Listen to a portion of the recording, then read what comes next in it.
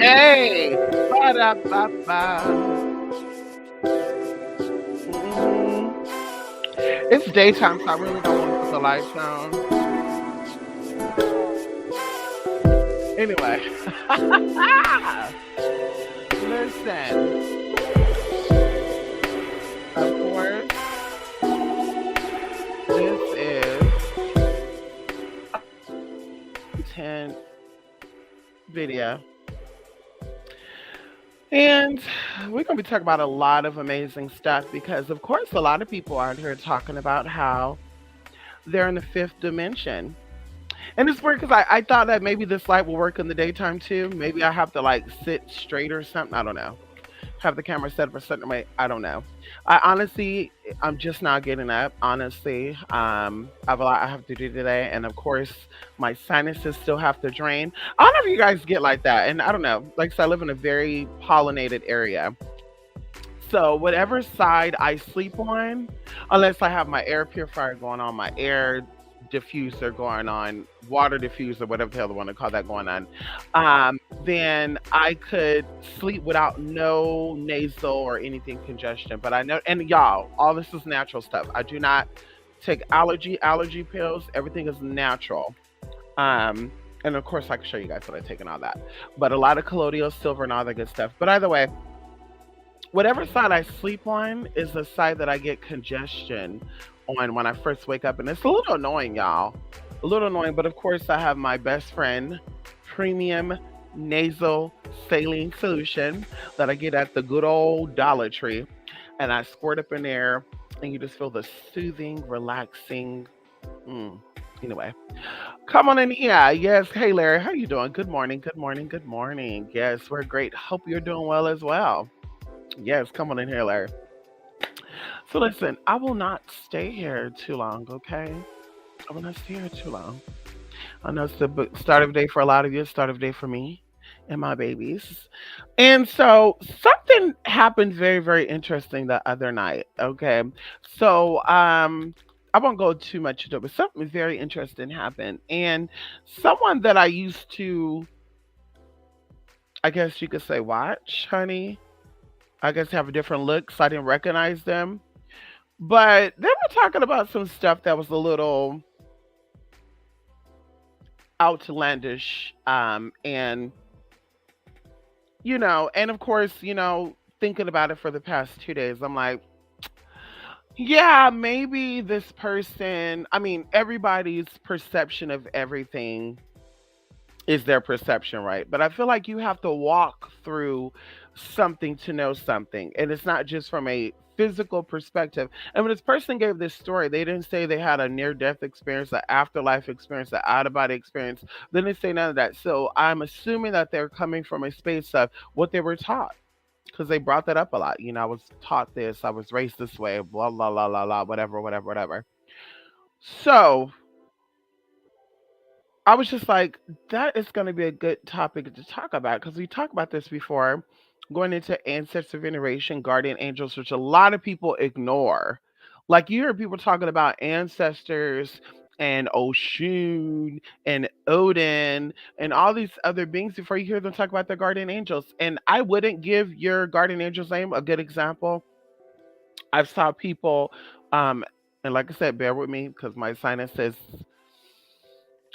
are draining, honey. Girl, so damn annoying, y'all. But that's what I get for wanting to live in a place full of agriculture, girl. I told y'all, girl, they got grapes growing. I'm gonna show y'all a video. They got grapes growing on the damn street, on the highway, on the side of the damn highway. I mean, anybody who's from California, plum trees, cherry trees.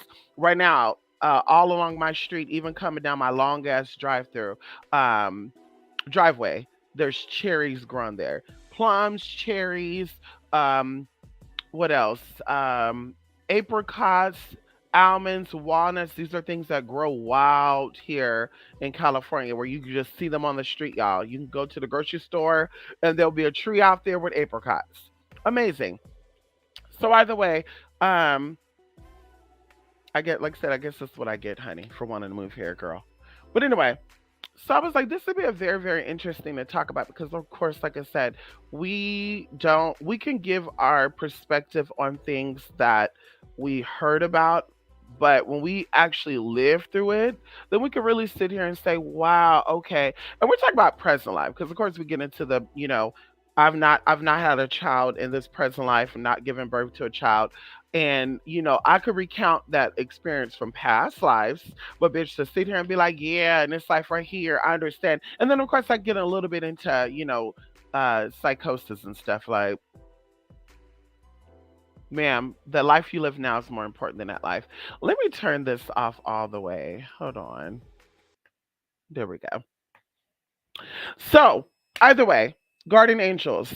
I've seen people, and you've seen it too. Books of people out here talking about my spirit guide name is Taramabu, Rabahu, Michelle, Andrew, Raphael, Kendrick. It's like, girl, people just, I mean, I don't know what is going on exactly, what happened after 1972, and this is what Spirit is showing me, but something happened after 1972 where people just feel like it's cute to really give out all their spiritual laundry, to show their fucking panties, to sit there and be like, yeah, my great great grandmama was a witch, but you out here instead of asking her about her spiritual practices and follow along the paths, girl, you subscribing to everybody else's spirituality. And it's like, wait, I thought you said your grandma was a witch.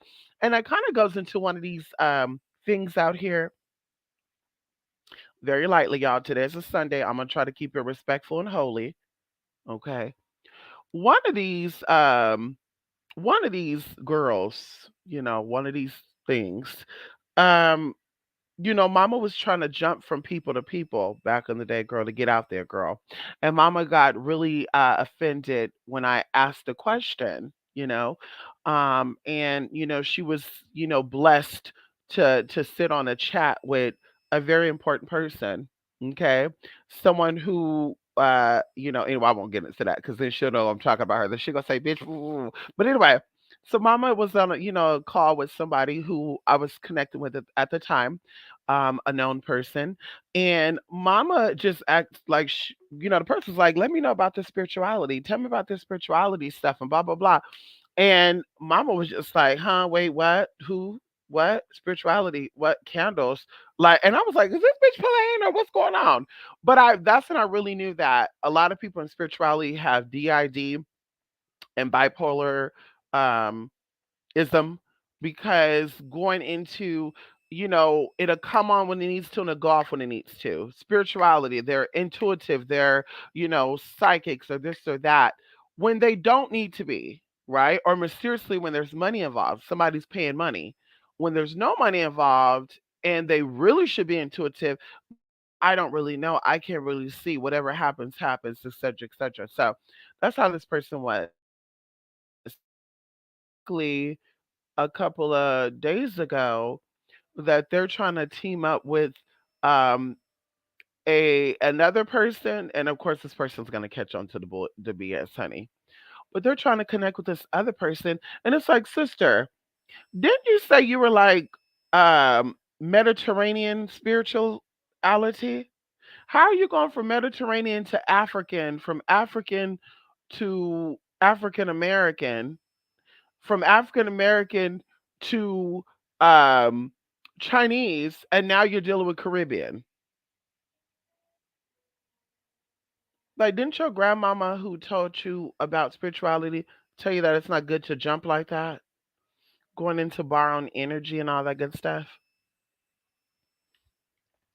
And I'm gonna take off one of these headphones too. I don't know. It's like surround whatever, and I don't know if I'm talking too loud or not. I just said, oh, that's amazing that girls like to jump, and I keep telling y'all that's why I like to keep to myself, honey. If you've earned that right to have a client a client friendship thing, so be it. But honey, yeah, I don't. Yeah, girl. A lot of you don't know who you are, what you are, and you're not jumping and pulling this energy over here. So anyway, jumping right in here, the video is titled "Sacred Heart, Full of Grace." And of course, it's titled that for a reason because, like I said, a lot of these people out here talk about they're in the fifth dimension, the fourth dimension. I don't know what y'all's out there talking about, but I'm over here and I don't got those problems over here. And it's like, but girl, the bankruptcy is still there, mama. The infidelity issues are still there. The hard to conceive, and of course, this might be a trigger for some people. Hard to conceive, having fertility issues there is still there. So you are not that supreme yet, mama.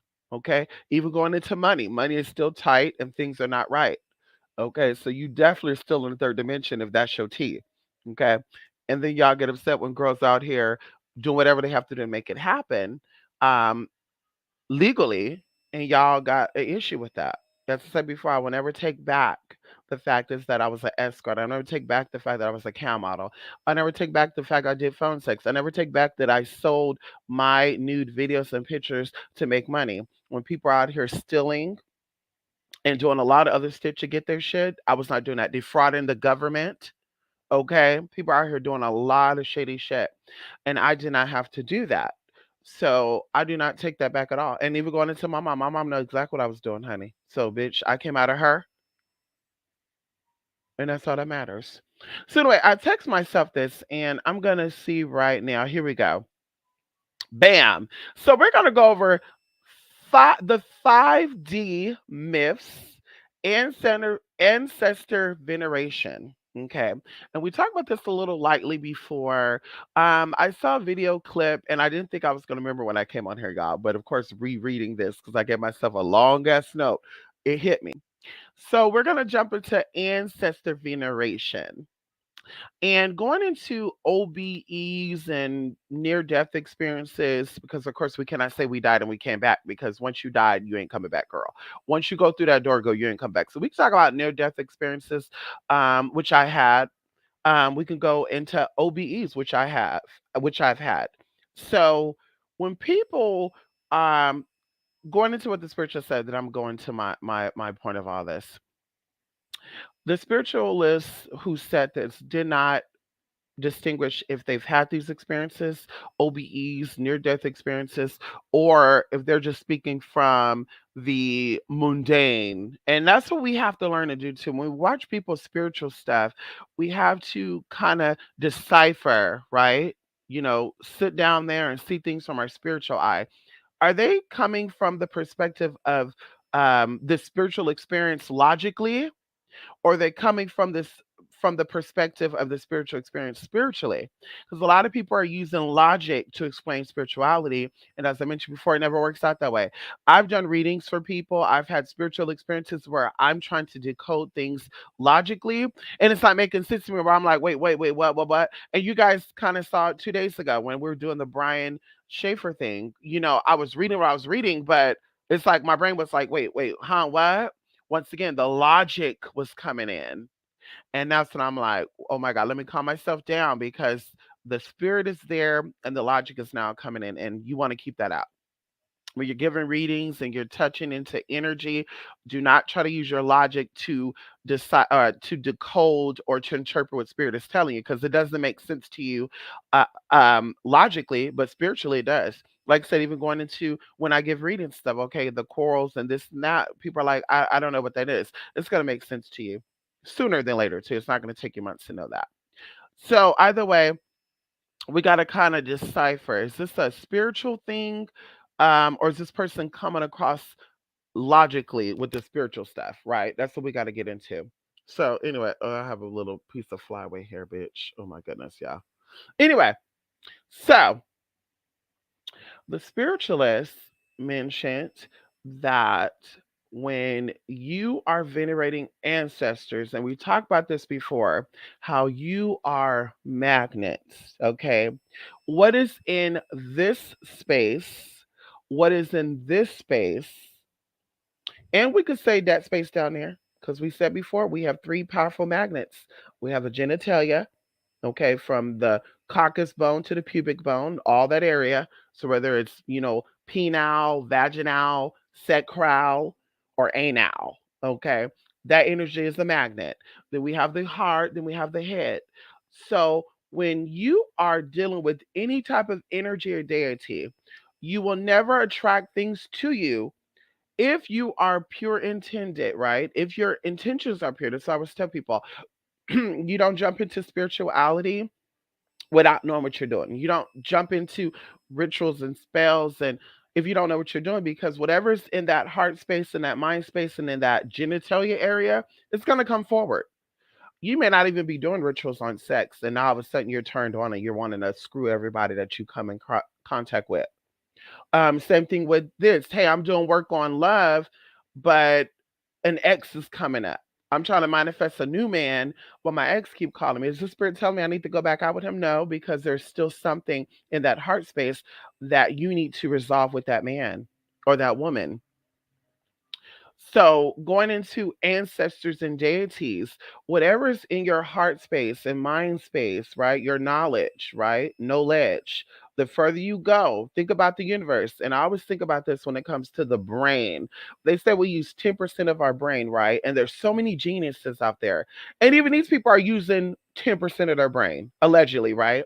So the brain must be like the universe, how the universe is forever expanding and growing second by second. That has to be how our brain is, right? And of course, science backed it up with the neurons and also the good stuff.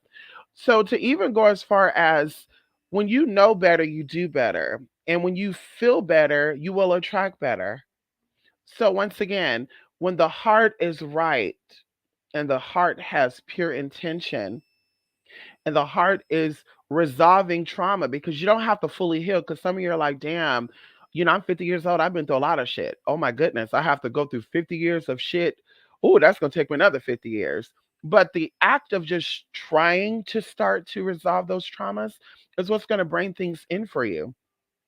So going into ancestors, a lot of you, yes, black folk, have ancestors who were um racist, whether it was white racist, black racist.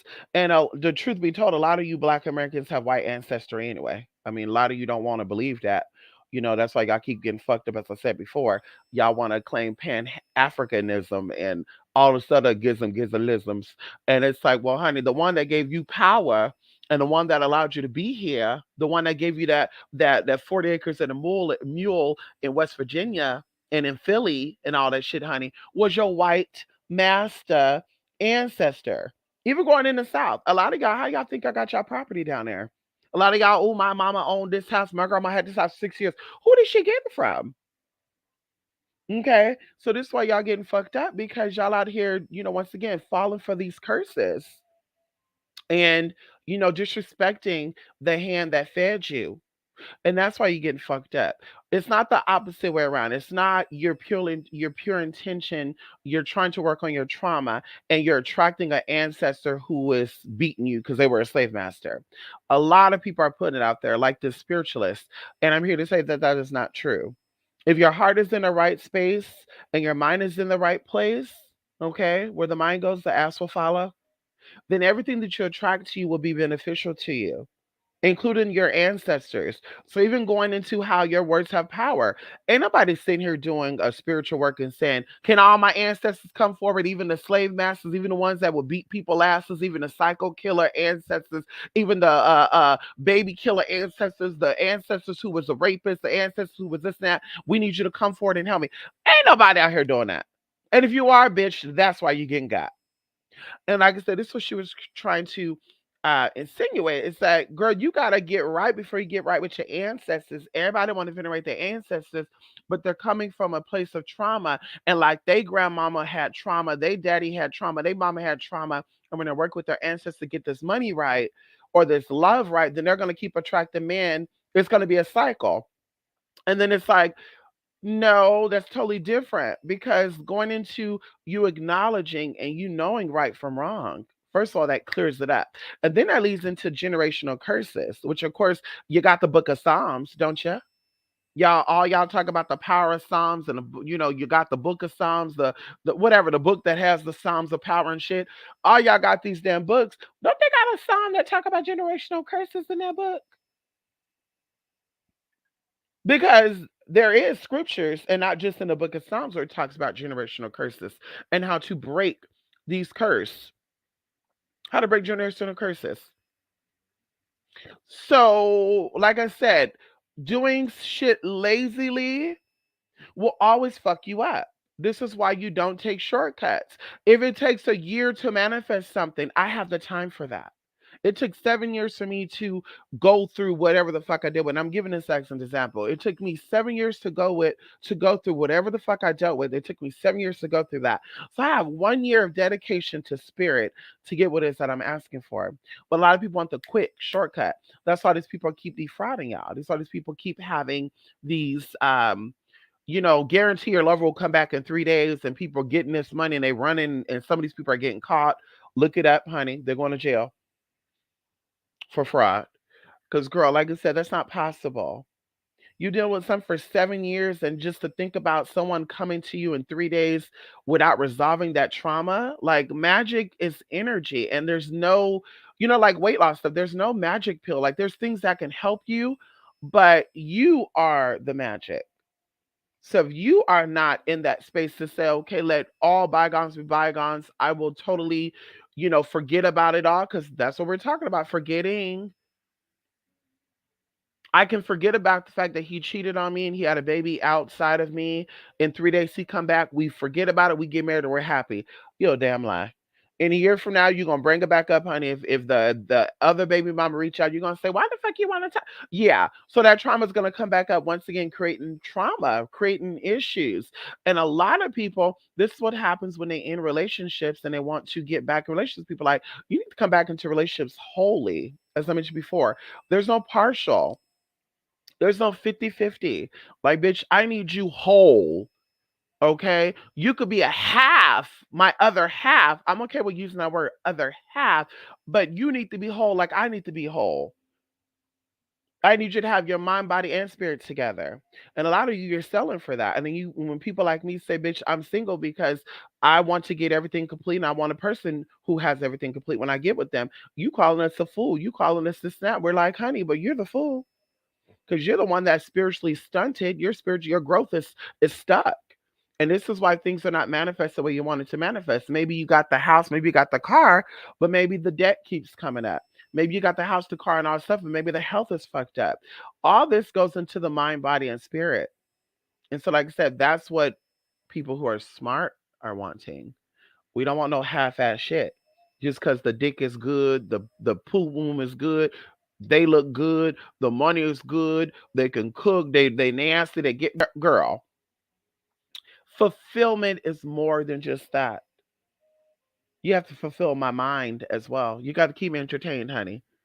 Okay, and a lot of you are really born, to be honest with you. And I'm not saying you're born to me because we're not dating, but a lot of you, you're born to your man. That's why a lot of you girls talk about binding spells, because you're boring. You're boring. He's bored of you. A lot of these men are like, oh my God, I can't find a woman, because you're boring. That's why. Hey, to be truthful, you're boring though. You're boring. You're just like everybody else. I'm not, I'm different from the other guys, but you dress the same. I'm different from the other girls. The other girls, they might give it that easy, but I don't give it that easy. Honey, you look like a $2 hoe.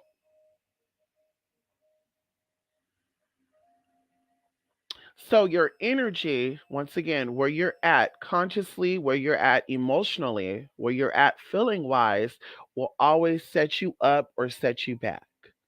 That's why you have to be conscious of our energy. We have to be conscious of our emotions. We have to be conscious of what we project out into the world, because it's really, once again, starts with an internal dialogue. So going into back into the ancestor stuff, if your heart is right, your brain is right, your mind, your heart, and everything else is right, you're comfortable with your sexuality, then you don't have to worry about attracting ancestors that are keeping you cursed and hexed and bounded. Once again, and that's what this person said, there's levels to this. Yeah. When you're experienced and you know what you know, then you see things differently from that whole y'all should begin with y'all should learn you first. Your ancestors is you. 23 chromosomes. You get 23 from your mom, 23 from your dad. So who they are is who you are. So there's not no, I'm gonna get to know me, then I'm gonna get to know my ancestors. That's where you're venerating them for. It's come forward. Show me aspects of me, Grandma Lucy, that I need to be. What aspects of me need to be healed? Because a lot of us, as I said before, our fears are not our own fears. They're actually our ancestor fears. Think about it. Let's talk about this for a minute. Going into Jewish people eating kosher. You know, when animals are murdered, right? When animals are slaughtered, whatever emotions they were feeling during that time, it gets put into the meat. When they immediately kill it, chop it up, and you take it home and you cook it, you then start to eat those enzymes and you feel the exact same thing that these animals are feeling, right? If you didn't know that, now you know. So this is why you eat halal and you eat kosher, because these animals were kind of taken out in a positive, prayerful manner. Oh, baby, that sounds fucked up too. It sounds very fucked up. Like we're about to slaughter this thing, but we want to keep her in a very cool environment. But that's the same thing with your ancestors. If your ancestors, was fearful and I don't want to go out and I'm afraid of these people, I have any type of phobia, then now these things have also been incorporated into your DNA. And if you had ancestors like mine who were fearless, who took chances, who didn't give a fuck about labels and restrictions, and they went outside the box, then you have that in you as well. And if you are somebody who said, well, I want to be fearless, but my ancestors were probably cowards, so they were probably afraid, or they were not really knowledgeable because they were under some type of damnation, then once again, you know now in this life that you have access to information that they didn't have access to. So now you can venerate these ancestors and say, what was your fear? What were you afraid of? What stopped you from living that life? What stopped you from being that millionaire? What stopped you from moving outside of Little Rock, Arkansas? What stopped you from moving outside of uh Boogaloo? All this other stuff. These are things that we ask when we're dealing with our ancestors. We're actually connected with our ancestors. We're not just here to say, I need some money, because that's what these hocus pocus motherfuckers want to put out there. When I started venerating my ancestors, my money was right, but your health's fucked up. When I started venerating my ancestors, the money was good. But where's the love life? You want friends, you want people to love you. Where's that at? When I started venerating my ancestors, the money started getting right, debt started clearing up, but you still don't like white folk. So there's still something there that's not healed. So are you dealing with your ancestors, or are you dealing with some type of demonic spirits that are acting like they're your ancestors? And that actually pulled me into a story right now, very lightly, because I was going to kind of go on this the other night.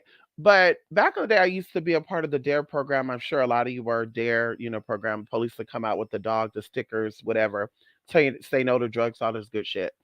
And I was the lead person for the program. Every time the officer would come, honey, I would, get the students to line up and, oh, yeah, come on in here, whatever. So to make a long story short, we made a poster. And on this, I put this poster on my wall, and we could call this imagination, spirit coming through. I had a good imagination as a kid, but what I saw, I saw. It was always accurate. So literally in this dare poster, which I kept on my wall, okay, in the 6th grade, I was seeing a lot of stuff in this dare poster, to where my mom was like, at first, like, yeah, my child is crazy. My child has a mental disorder, because this motherfucker is saying that they're seeing shit in this poster, and it's a drawing. And I even remember too that one of the pastors, um, or deacon, of my uncle's church, one of my uncle's church, came over and was like, "Can I see the poster?" I guess he was gonna call me a lot too. But yeah, I told y'all I saw that somebody was gonna die, and a cousin died a couple of weeks later. So either way, in this poster, I saw my grandfather. Now, my grandfather died when I was like 3 years old. So I can remember when I was two, I can remember getting in the bed with him with, when he had no teeth. I remember his hospital bed being in my grandmother's room. I remember all that. I even have a scar on my face that he gave me. We won't even get into that, girl. Very traumatizing, y'all. And of course, the scar's still there. And anyway, So I remember him, like I said, when I was 3 years old. But like his funeral stuff, I didn't go to his funeral. So I don't know what he died in. And my mom never talked about what he died in. My mama never, we never saw pictures and videos of him. I never saw pictures and videos of him, at the funeral in the casket, all this other good shit. To make a long story short, I'm seeing somebody who gives me my grandfather's vibes. My grandfather was very tall too, like 6'7".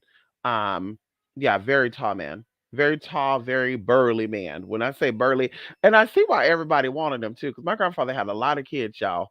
A lot of kids, girl. Like 40, yeah, like 42, 47. One of them, honey. A lot of kids. Okay. Anyway, I won't even get into that, honey. So anyway, I saw this picture on this dare poster, like a school, like I said, school book type of setting. And I'm seeing him with this gray suit, but I'm seeing red pinstripes down the suit. And so I'm looking at this, y'all. And this is before I knew about we all have a spirit. We have two spirits that walks with us and record us. The demon spirit, we have a demon spirit which has a name. Everybody's demon spirit has its own name. And we have the angelic spirit.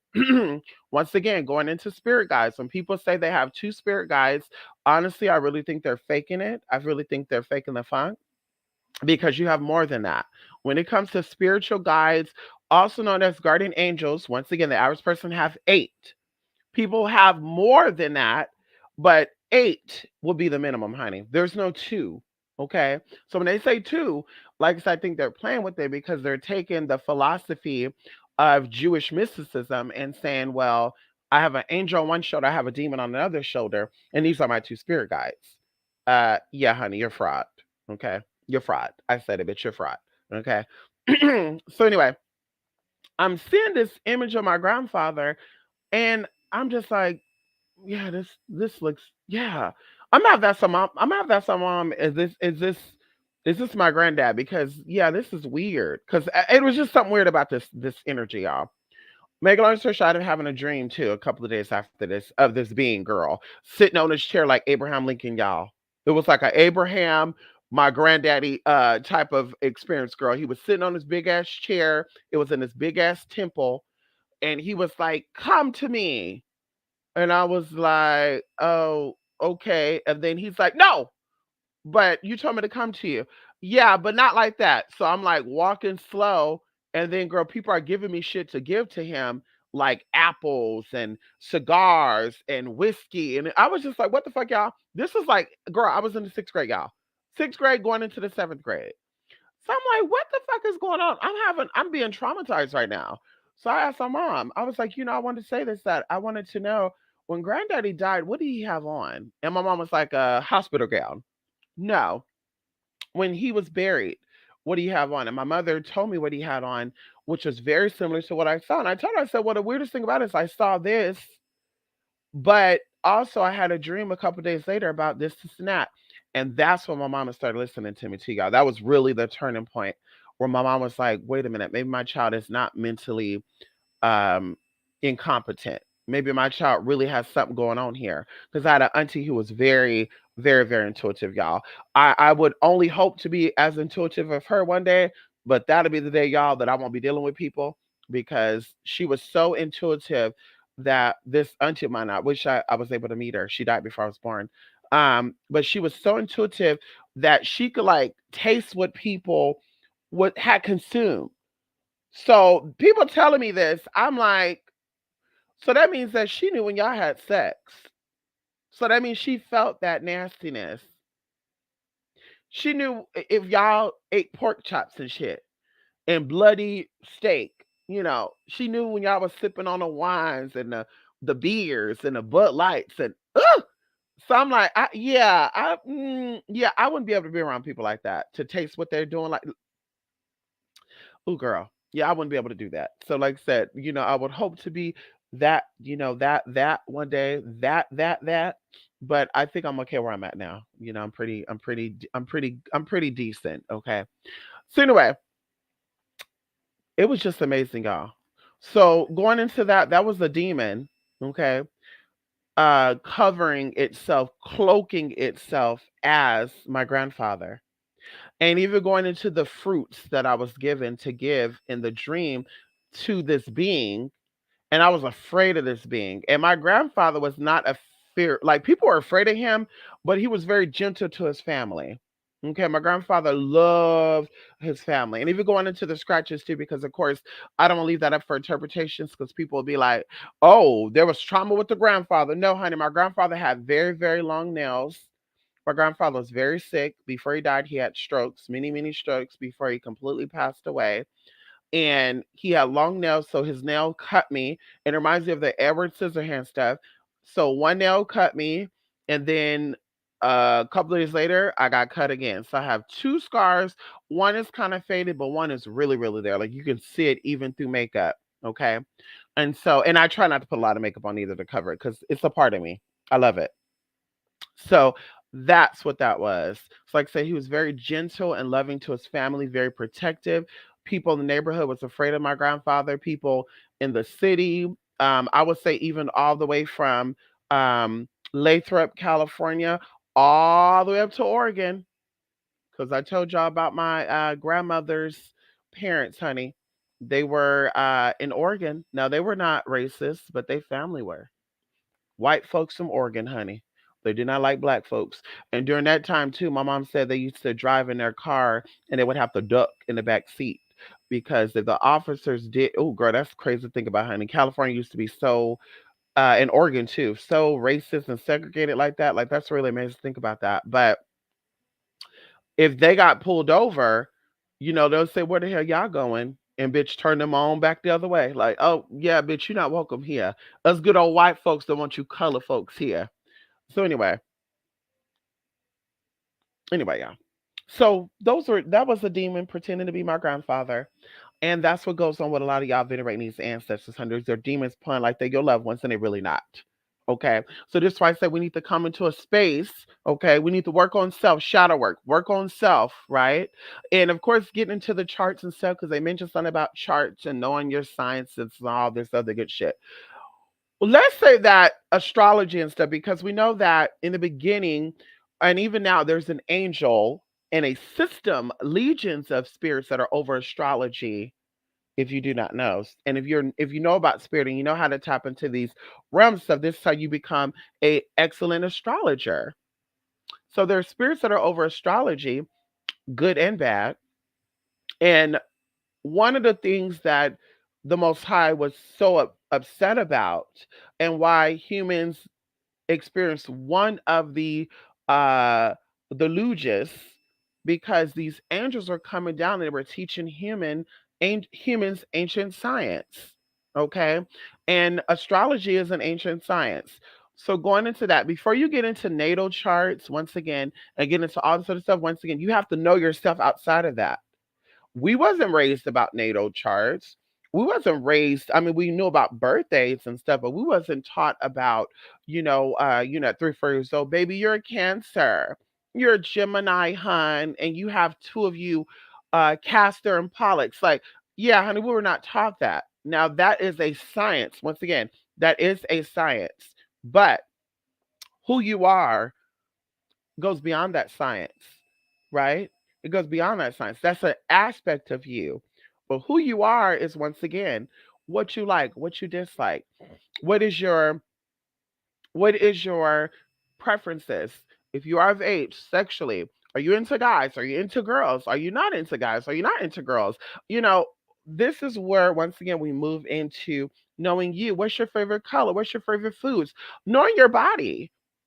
When I eat this food, I notice my body acts a certain way.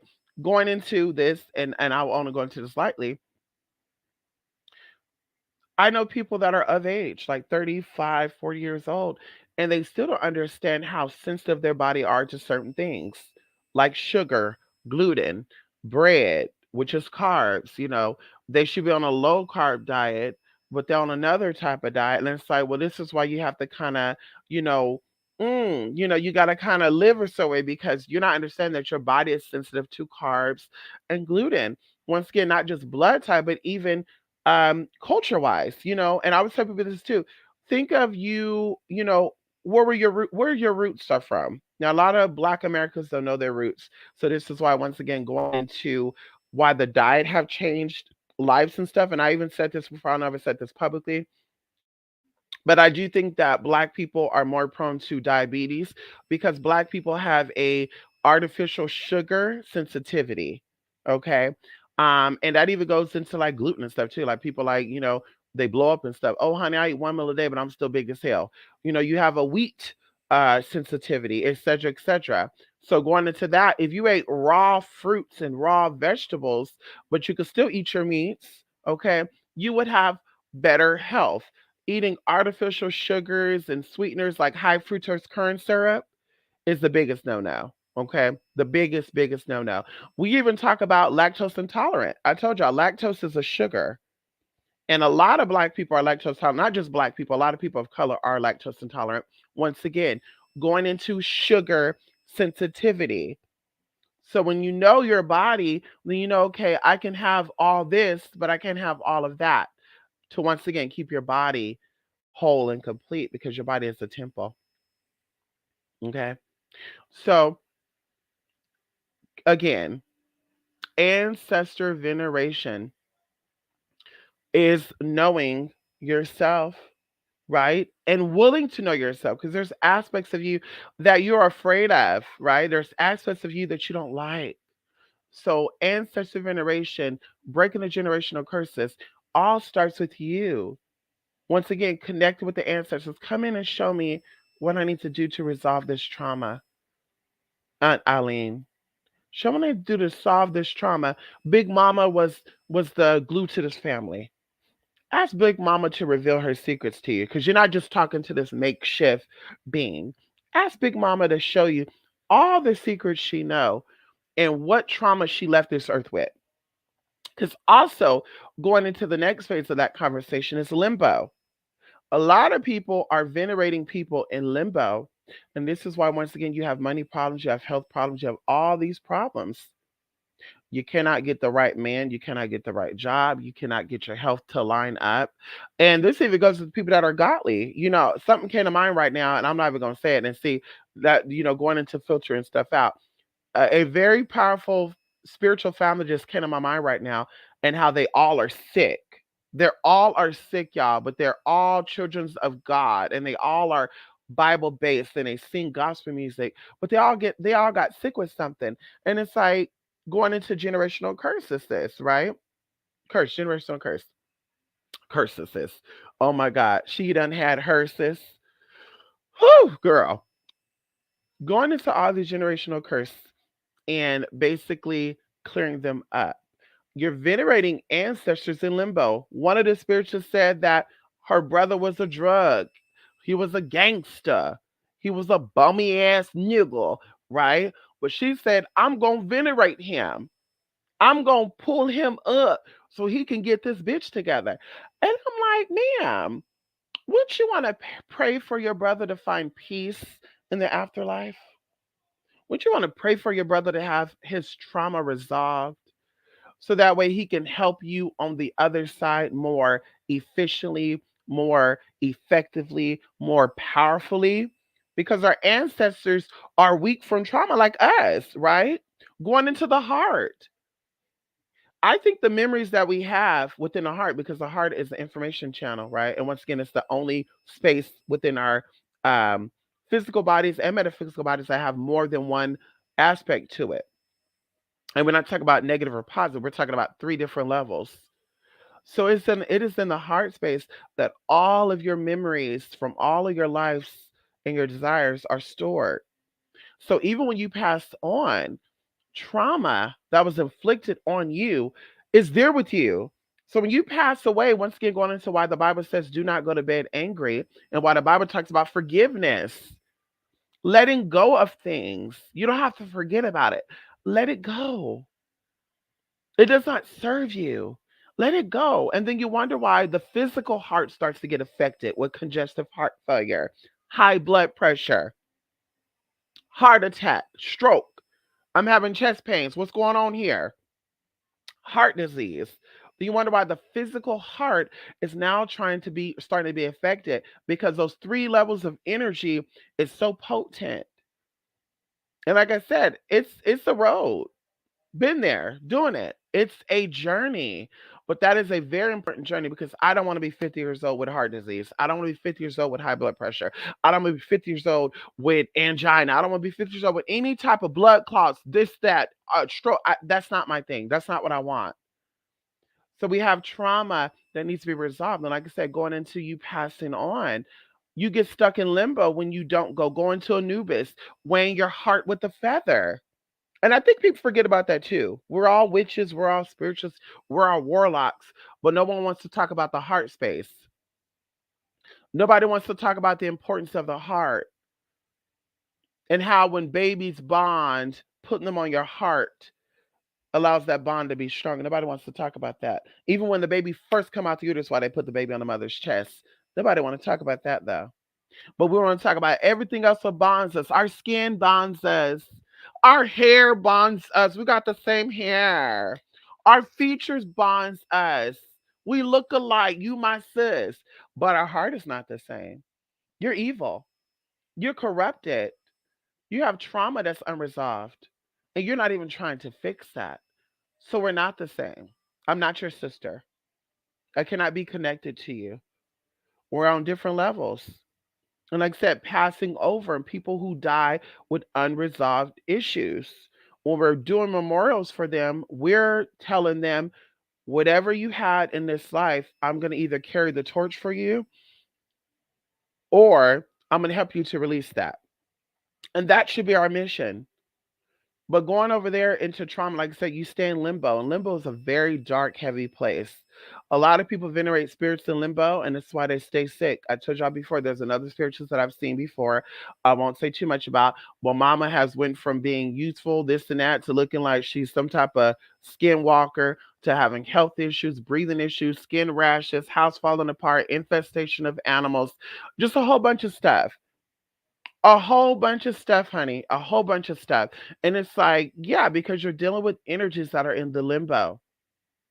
So once again, we have to resolve. We have to help them. If we want to venerate Big Mama, and we know that Big Mama died not being happy or comfortable as a black woman, we need to help Big Mama to become comfortable and happy with who she was and the legacy that she left in this life.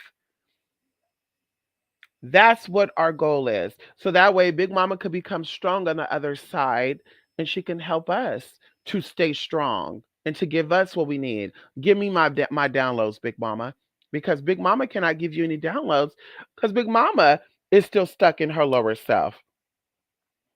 And like I said, that's where that get into, ancestor generational curses, veneration of ancestors, why some people frown upon it and all sorts of good stuff. Don't forget your ancestors, get to know this. Or, like I said, all that goes full circle. There's no half-ass doing anything. Okay. So ancestor veneration is very, very important. And it's very, very, very beneficial to your sanity and spiritual growth. You acknowledge spirit, but you want to say okay. And even going into your guardian angels, when you start venerating your guardian angels and you know those 8 spirits that are around you, that's when your life really starts changing. When you get to know those 8 spirits that are around you, those 8 energies that are around you, that's when you really like, oh my God, okay, this is what this is. Okay, this is what this is. You start to know aspects about you, start to heal aspects of you, you start to open up ways and, roads of things that you never even thought about. You never thought about these things. You're like, wait, what? Get into your guardian angels, y'all. A lot of your guardian angels do things for you. Or I would say most of the time, your guardian angels are the ones doing things for you. And you're forgetting about them. You're thinking it's your ancestors. That's sad. Your ancestors live their life, girl. They want you to live yours. And you got people assigned to you live yours, and you're just like, I'm gonna ignore you, Raheem. I'm gonna ignore you, Becky, Karen, Oscar. I'm just gonna ignore you because I'm more concerned about my ancestors than you actually helping me live my life. Okay. So last but not least, Okay, and I'm reading the notes here. It says that ancestor veneration is spiritual said that in life, so in death. You don't want to jump into worshiping ancestors without learning your spiritual science because your ancestors may not be awakened, so you'll have issues. And I put not true. Generational curses or curse needs to be broken. You attract what you are when when you pass all of your knowledge unlocks. Okay. So once again, knowledge is really in the heart space. Once again, informational channel. We think we learn here when we really don't. Okay. We actually learn here. Okay. You feel what you feel. Emotional connections are the strongest. This is scientifically proven. You don't develop emotions here. You develop emotions here. See, a lot of you think emotions are developed here, and this is why you thought this man loved you because you thought he loved you. You didn't felt the love from him. You didn't feel the love from him. You thought he loves you. Oh, I thought he loved me. I thought she wanted me. I thought he wanted kids. I thought he wanted to get married. I thought he thought I was. Oh, I thought he thought I was the best thing that existed. But daddy didn't want to show you to the world, right? No pictures of y'all together. Okay. So, going into the 5D thing, and I believe I took a screenshot of something, but I want to actually share my screen right here because this is going to put all the myths. Okay. We said curses, so let's say the mysticis aside. Okay. This is going to put all the myths about the 5 dimensional part because, of course, there's a time shift here as I mentioned before, but we always jump timelines, right? We're interdimensional beings. That means that we have the ability to jump timelines. So we could be in 2022, but we're able to tap into 1911, 1850, 1622, 1111. 1050, 950, 850, 650, 111. And I'm talking about time, AD and all that good shit, y'all. That's what I'm talking about. You could tap into these frequencies, going into your past life, resolving your trauma. Things come up for you. For a period of time, you like salted bacon. When did they eat salted anything? Ask yourself that. Okay. So this is gonna put those myths away. Let me see if I can share. I could share my screen. I'm always saying that. We're gonna share our screen right now. And I'm be done. I don't want to hold you good folks on a Sunday. On good Sunday. Okay. So the first thing that we see here, let me grab my glasses, girl. I'm gonna see if they're gonna say, and this is my first time clicking this because, like I said, I screenshot something on my phone, and if it doesn't say what I'm thinking, because a lot of these sites and shit is foolery. These people are adoring virtues type of stuff, honey. You know what I mean? Like, girl, they act like they're spiritual teachers and shit. But girl, in a week from now, girl, they're gonna become a Christian again. Okay. So, okay, that's not what it's saying. Okay, that's not what it's not saying what I wanted it to say, honey. Okay, let's see. Yeah, okay. Okay. Okay.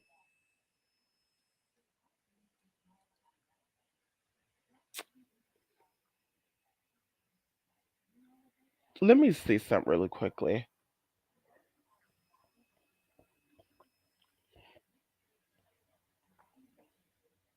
Let me see something very, very quickly. Here we go. Okay, what did I Google?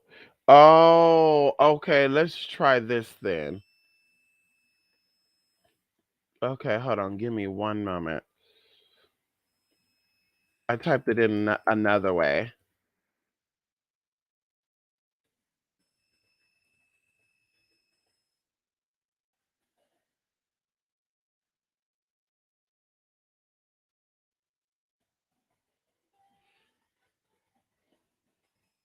Okay, so now we got the same stuff. Okay, so let's get right into this.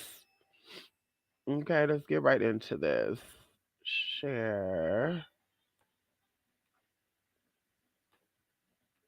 Oh, share the audio too. Well, we're not, you know.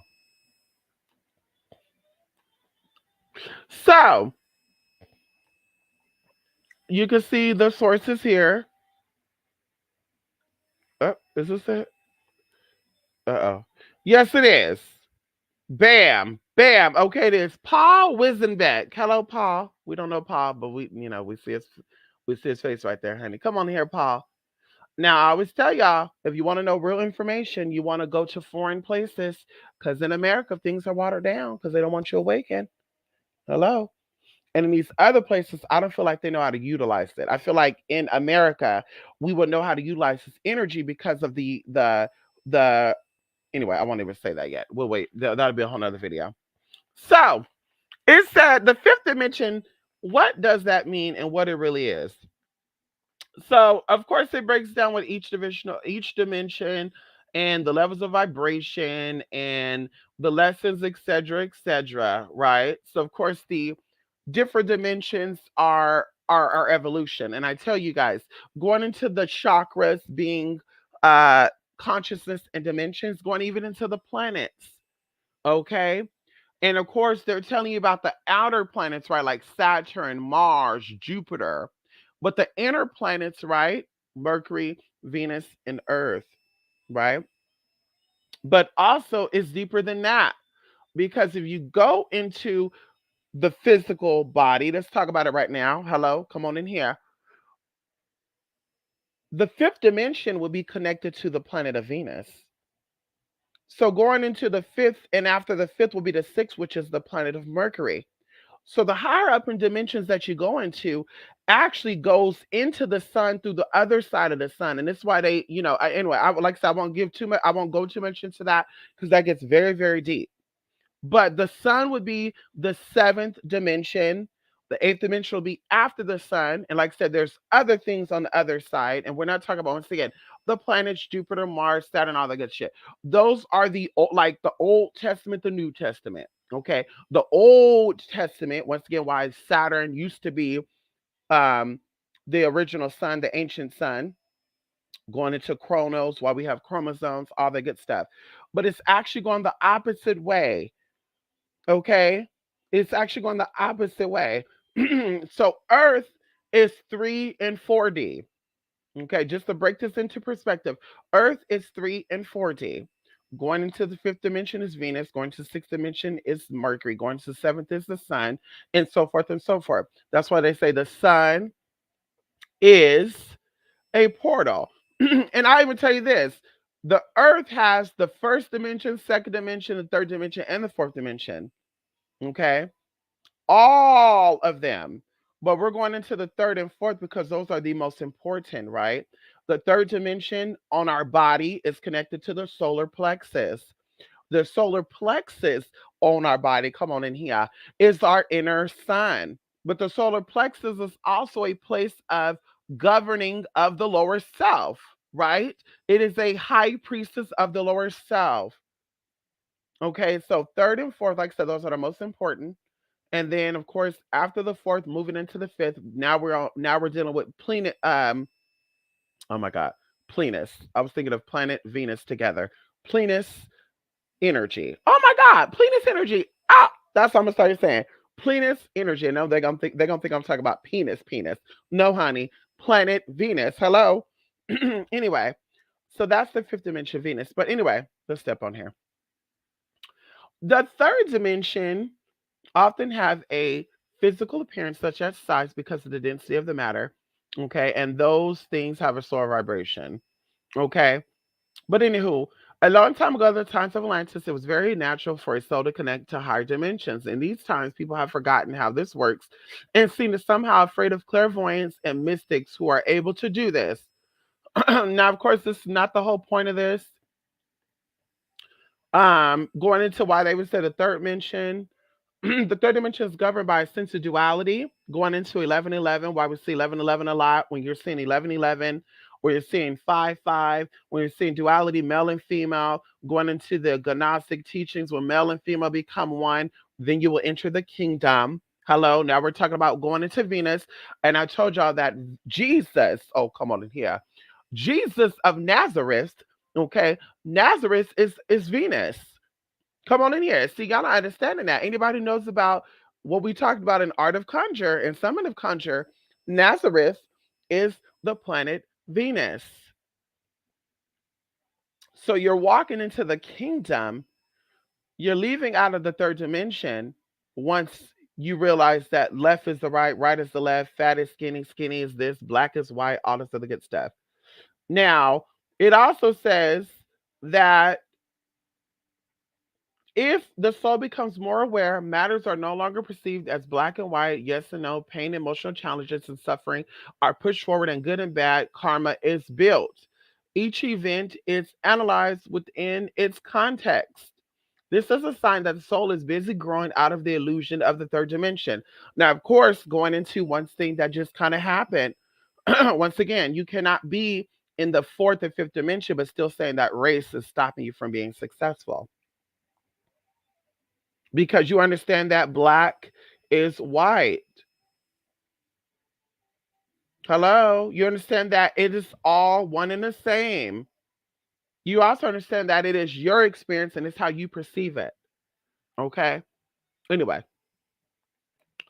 okay, going into the fourth dimension, it talks about the kind of transition into the fifth dimension. Once again, they want to just kind of skim over the fourth dimension because, of course, the fourth dimension kind of prepares you for the fifth dimension. You reiterate what you learned in the third dimension, and now you put those practices into your. You put those experiences or those practices. Yeah, you apply the knowledge that you learned from the third dimension into whatever you learned you start applying it. Oh my God. See, once again, logic coming in trying to explain spirit. You learn in a third dimension about who you are and your possibilities, what you're capable of doing. In the fourth dimension, now you are aware of who you are, and now you know that you have the power to heal those problems that you were aware of in the third dimension. And before you go into the fifth dimension, these problems have to be fixed. Because of course we're gonna jump into I'm kind of jumping the gun here. But it says that the fourth dimension is seen as a portal to higher worlds. Opening the heart is key in this. Hello? So you gonna sit here and tell me that you still got memories of being a slave. You're gonna sit there and tell me that you got problems with trusting white folks. You got problems with trusting homosexuals. You don't like homosexuals. You don't like black people. You can't stand no niggle. And you gonna tell me all this shit because that's in your heart space. But you're gonna tell me that you shifting into the fifth already when it says in the fourth, you're opening the heart. You become more compassionate. See, everybody want to reach their higher purpose and they want to become a king and a queen. But you're racist, you're sexist, you're homophobic. You cannot be a king or queen. I will never call somebody king or queen who is still living like a peasant. It has nothing to do with sociology. It has nothing to do with your how much money you got. It has everything to do with how you receive and perceive people and how you treat people. You still want to be stupid? Bitch, you're not a queen and you're not a king. I don't care what you say you are and how you feel. We could all fake it till we make it, honey, but you will never be seen as that in the spiritual world or by people who are important. The vibrations in this dimension resonate higher than the physical world and dense world of the matter as we experience this in the third dimension. It is also a dimension in which we need to learn to forgive. Hello? Hello? We can't forgive our mama. We can't forgive our daddy. We can't forgive our baby's father, our baby's mother. But we're in the fifth dimension already. We're in the fifth dimension already, girl. We can't let bygones be bygones. You know what? The white man kept us held us in captivity, hundreds and hundreds of years ago. We're willing to put our differences aside. Let's have a sit down, your people with my people. Y'all worried about Bloods and Crips going together. Back in the day, they had the Compton Bloods and Crips coming together, putting the rags to the side and saying, y'all, let's shake hands, let's all have a barbecue. But y'all not trying to do that with the white folks. And then you'll wonder why you're stuck in the lower stuff. You'll wonder why you got problems. You wonder why you're never going to go nowhere. You wonder why they call you B in the word of Tupac. We love Tupac too, by the way, honey. Anyway, so it said that we start to forgive in the fourth dimension. We learn to forgive in the fourth dimension. Hello. We learn. I might need to highlight this for. I might need to. I might need to highlight this for some of these girls because we know that some girls could be. You know, it said it. It's also a dimension in which we need to learn to forgive. Hello. So you become a changed man and a changed woman, okay, in the fourth dimension. This is the changing process. This is where the butterfly becomes a butterfly because the caterpillar is starting to build the cocoon. Y'all want to skip and jump ahead, and I'm in the fifth and I'm in the sixth, and y'all still in the third, but you still got trauma. Girl, you haven't even cocooned yourself, girl. You're still a caterpillar. A caterpillar with wings? Girl, bad.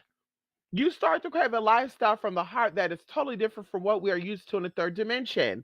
You still experience the duality, good and evil, light, dark, feminine, male, but you are completely aware of the fact that you have to work on yourself. Oh, come on in here. Oh, come on in here. Oh, come on in here. You try to solve the problems in your life that are caused by duality. By experiencing this, it becomes possible to access dimensions, higher dimensions later on. So even going into the third dimension, where people are like, I'm a psychic, I'm a clairvoyant, I do spiritual work. Honey, you can't even access higher dimensions if you have not had any type of work done on your lower self. You have not had your trauma resolved. You cannot access higher dimensions, baby, sweetie, pumpkin, beloved, honey bun, sweetie bun, pecan pie, pumpkin pie, sweet potato pie. You cannot access these higher dimensions if you have not worked on yourself. So that means to tell you right here, y'all, based on this bottom line, that all of these so-called spirituals out here that are claiming that they're psychic and they're having better connections to higher dimensions, and I'm going into another world and I'm seeing Lucifer itself, because y'all may not understand that Lucifer is in a higher dimension. So like it gets a little too deep right there because everything is reversed. So people start thinking that the outer is the inner is the outer, and it's actually the opposite way around. So when they say outer, they're actually talking about the inner. And when they say inner, they're actually talking about the outer. So these people are actually accessing lower vibrational worlds. And when they access the lower vibrational worlds, because they're telling you that it's good to deal with demons, not all demons are bad. When you're accessing these lower vibrational worlds, you're dealing with old aspects of you that no longer serves you. As we talk about, the earth has 9 levels. That's why we call her the great mother. Pregnancy lasts from 9, well, technically 10 months, but people always say 9 months, right? Oh, she's about to have that baby. She's 9 months pregnant. There's 9 levels to Earth. Earth has 9 different aspects of itself, 8 other shadows outside of what we actually see. So when you're accessing the lower levels, it's still who you are, but those aspects you no longer serve you. We're not in the dark ages no more, honey, spiritually speaking.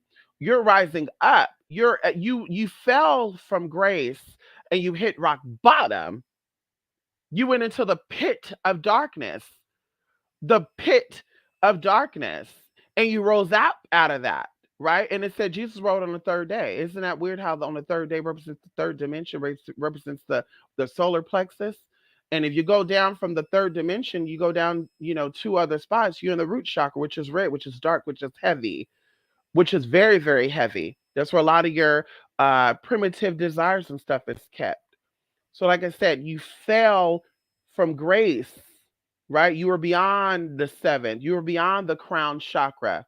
You went into the ethers, you fell down to the bottom, and now you worked your way up, right? You worked your way up on this earth, physically and spiritually. Either way, you don't need to access those lower selves if you no more. Going into drug addictions, going into alcohol, and I keep telling y'all, people who are addicted to these things have still issues in their lower self, in their darker self, in the lower dimensions of their being. And this is why we feel stagnant. This is why, once again, when people are spiritually driven and people want spirit and they feed for spirit, they're hungry for spirit, they don't crave liquor, they don't crave drugs, they don't crave those things. And people always think I'm coming at people sideways when I say that. It's the truth. You still into that shit, honey, and you're doing spiritual work too? Yeah, honey, you're definitely dealing with lower dimensions, not higher dimensions. So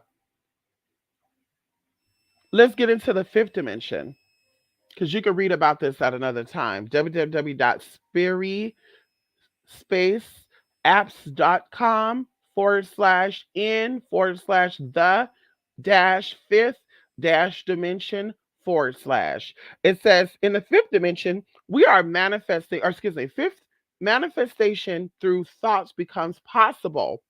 Emotions are still present, but you no longer let them fool you. Once again, I'm upset. Let me do some counter work on this bitch. That's being fooled by emotional energy. Oh, this bitch called me a black. Oh, I'm mad. Ow! To where, girl, you pull out a whole orchestration because somebody called you a bald headed, powerless witch. You conduct this whole orchestra of making people come forward and act like they got work done, giving fake ass reviews. Well, we know that the reviews are fake, girl, because people who've got work done with me, girl, there's 10 people regularly, honey. They're still here. They're still getting results. So the orchestra that you put together ain't stopping nothing. But once again, your emotions are driving you, so you cannot be in the fifth dimension, baby. Sweetie, pumpkin, pecan squirrel, tasty cake, hostess, Chips Ahoy, Oreo cookie, then mint Oreo cookies, gluten free Oreo cookies, Skittles, Kit Kat, give a dog a motherfucking Reese's Pieces cup. Okay, I want to cover you with all this sweetness, sweetie. I want to cover you with all this sweetness so that way you can resolve whatever it is that you think you got going on because it ain't working. You possess a sort of mastery over yourself. Once again, you can't tell me shit about me. The wig is dry. Okay. I could buy more if I wanted to. The lace ain't lacing. Oh, okay. That synthetic wig is definitely Scythian. Yeah. Uh-huh. Okay, girl. I'm okay with that. Anyway, the frequencies of the fifth dimensions are higher than those of the physical, dense world of the earth. Isn't that amazing too that people are claiming to be in the fifth dimension, but they're still in the physical body? To put all that in perspective. Okay, to put all that in perspective. Factually, they can vibrate at speeds that are faster than the speed of light. Now, once again, if you are able to manifest, because if you're in the fifth dimension, that means you manifest quickly, right? Because I mean, I could say I'm in the fifth dimension, but like I said, who's talking like that? Who's talking like that, bitch? I'm living out my purpose. We all are going to get to the place we need to get to eventually based on hard work. But you could think something and it manifests. That is fifth dimensional. That is fifth consciousness. Because we're going to change dimensions into consciousness, right? DIDED, that's a split of something. Going into DID, they say it's dissociative identity disorder, but it's actually another, anyway, I won't get into that. But anyway, but you're able to manifest by thought. So you could say, let me do this by tomorrow. My job is going to give me a raise. And bam, girl, you get it. So that's why I'm like, when these girls say they're in the fifth dimension, can you show us that you can manifest something instantly like that? Give it a week, whatever. You gonna give us the time zone, but if you really that witch bitch that you say you are, you gonna say, I'm gonna give myself a week to manifest this. Realistically, I'm gonna give myself a week to manifest that every white folk in my city will see me as loving, calm, receptive, and able to teach them one thing or two about who I am. Like I said, set the goal realistically. They're in the fifth dimension. They're fifth dimensional witches. They're casting spells in the fifth dimension and shit. Like I said, have them to go ahead and manifest that. Go ahead. The heart is in charge in the fifth dimension. The higher self, your soul, is matched with the heart. Love prevails because our actions are made from the heart and no longer from the head. See, a lot of you are making decisions and stuff from the head, which is the third dimension, and you're thinking about things instead of feeling the things. And once again, if your heart is, oh, come on in here. The heart is where compassion lives. Compassion is saying, your life is not my life. You don't look how I look. You don't walk how I walk. You might be a little gay while I'm a little straight. You might be a Christian when I'm a Jew, right? Jewish. I'm a Jewish person. I don't like that word Jew. Very offensive to me. Okay. But either way, I'm a Christian and you're Jewish. But brother to brother, sister to sister, when I cut, I bleed. When you cut, you bleed. You have two eyes, I have two eyes. You have two lips, I have two lips. You have one big heart, I have one big heart. If the world was, if an asteroid was to come crash to the earth right now, brother, I will be gone, you'll be gone. That is working and moving from the heart space. Seeing an old woman that may need some help and saying, I'm gonna help her. Ain't no, oh, look at this Karen. Oh, look at this right here. She thinks she all that. That's not moving from a heart space, honey. That's moving from your head. And that is your heart space, baby. Then you got to think about it. And that's kind of like a homework I'm gonna give to y'all. Mystic, is my heart pure? Do I have pure intention? Do I love people, Mystic? Ask yourself, when you see somebody or something that you really don't give a care about, what is your first reaction when you see they need help? Is it to help them or say, well, that bitch can learn on her own because I have to do it? What is that? And then also, if you, whatever you thought, think about, well, is this why my life is so fucked up? Or is this why my life is so blessed? Is this why I can't get what I need to get energetically? Because my heart is all fucked up. Oh, come on in here. Or is this why I'm getting what I'm getting because my heart is so healed? It's in the process of being healed. It's on one accord. It's in charge. And maybe that could be a part of your daily affirmation. My heart is in charge. My higher self is matched with my heart. I know that love prevails, and because of my actions are made from my heart, I no longer think from my head. Can we make that into a mantra? My heart is in charge. My heart is in charge. My heart's in charge. My heart's in charge. My heart's in charge. My heart's in charge. My heart's in charge. Heart's in.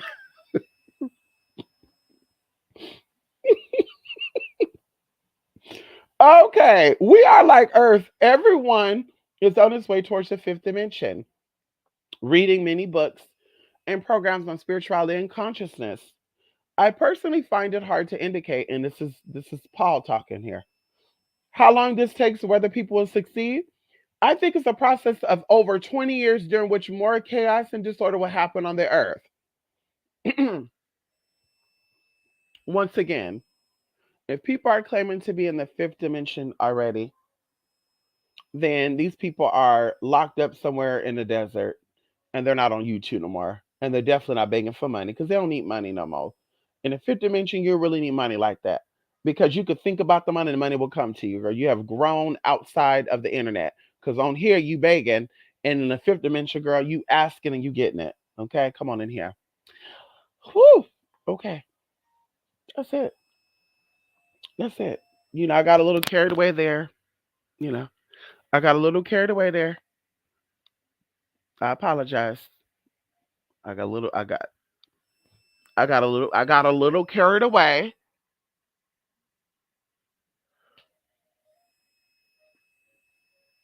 Okay, let's see these comments, honey. Big Mama, Mrs. Big Zaddy. I know that's right. Come on. Come on in here. Yes, honey. Come on here. Let me go up to this, honey. Yes, Grand Rising, honey. It's early, honey. It's 10 o'clock in the morning over here. Honey, yes, I'm up early with the shits. I know that's right. I'm well, Mystic. Did my ancestor ritual last night. I know that's right, Larry. I know that's right, honey. Always put your ancestor first. Yes, honey. And Shavua Tov. Yes, honey. Come on in here. Yes, honey. Look at me. I'm speaking Jewish like I'm speaking French. Shavua. Shavua Tov. Ah, yes, honey. Ow. Grand Rising. Yes, honey. Come on in here. Life is getting more interesting, always. Life is always unfolding for us, and it's a beautiful process.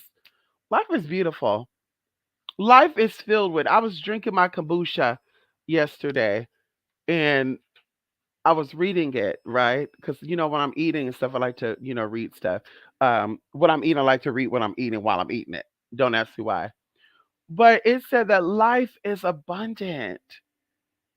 Life is abundant, and the earth provides to us all things that we need. Let's continue to take care of her like she take care of us for future generations. And I think about that even with magic. Magic is so sacred, right? It's so sacred, and people are really abusing it and misusing it for the wrong things. And then we wonder why things are happening. They are cursing the moon. They are fucking with shit because once again, they're not understanding that life is abundant, right? It gives abundantly. It gives prosperously. It gives uh infinitely. And we got to remember that. I've been feeling the ground vibrate. Come on in here. Yes, honey. Mother's awakening. Come on in here. I know that's right, Larry. Yes, honey. Yes, come on here, Jaleel. How you doing? Yes, Dion Fortune stated sex is a function. It sure is, honey.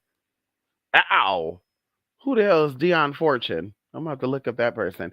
That spiritualist is pimping out pure confusion. Like, why you put the idea in person's head that if you cast something, a negative effect must happen like that? You know what's so crazy? What I realized going into this too, Jay, being someone who has awakened and looking at these other people to be like, wow, when people are in a state of confusion and people are in a state of fear, they're easy, you can easily manipulate them. So a lot of these people have actually learned, and as I said, I'm gonna do a series on this because one of these girls thought they were doing a series on some shit. It's like, well, mama, you still there and I'm still here. No, you still there and I'm here. By the way, I was gonna show this to my sister, honey. This bag was bought to me by a wonderful supporter, y'all. Y'all remember this bag from 2 years ago.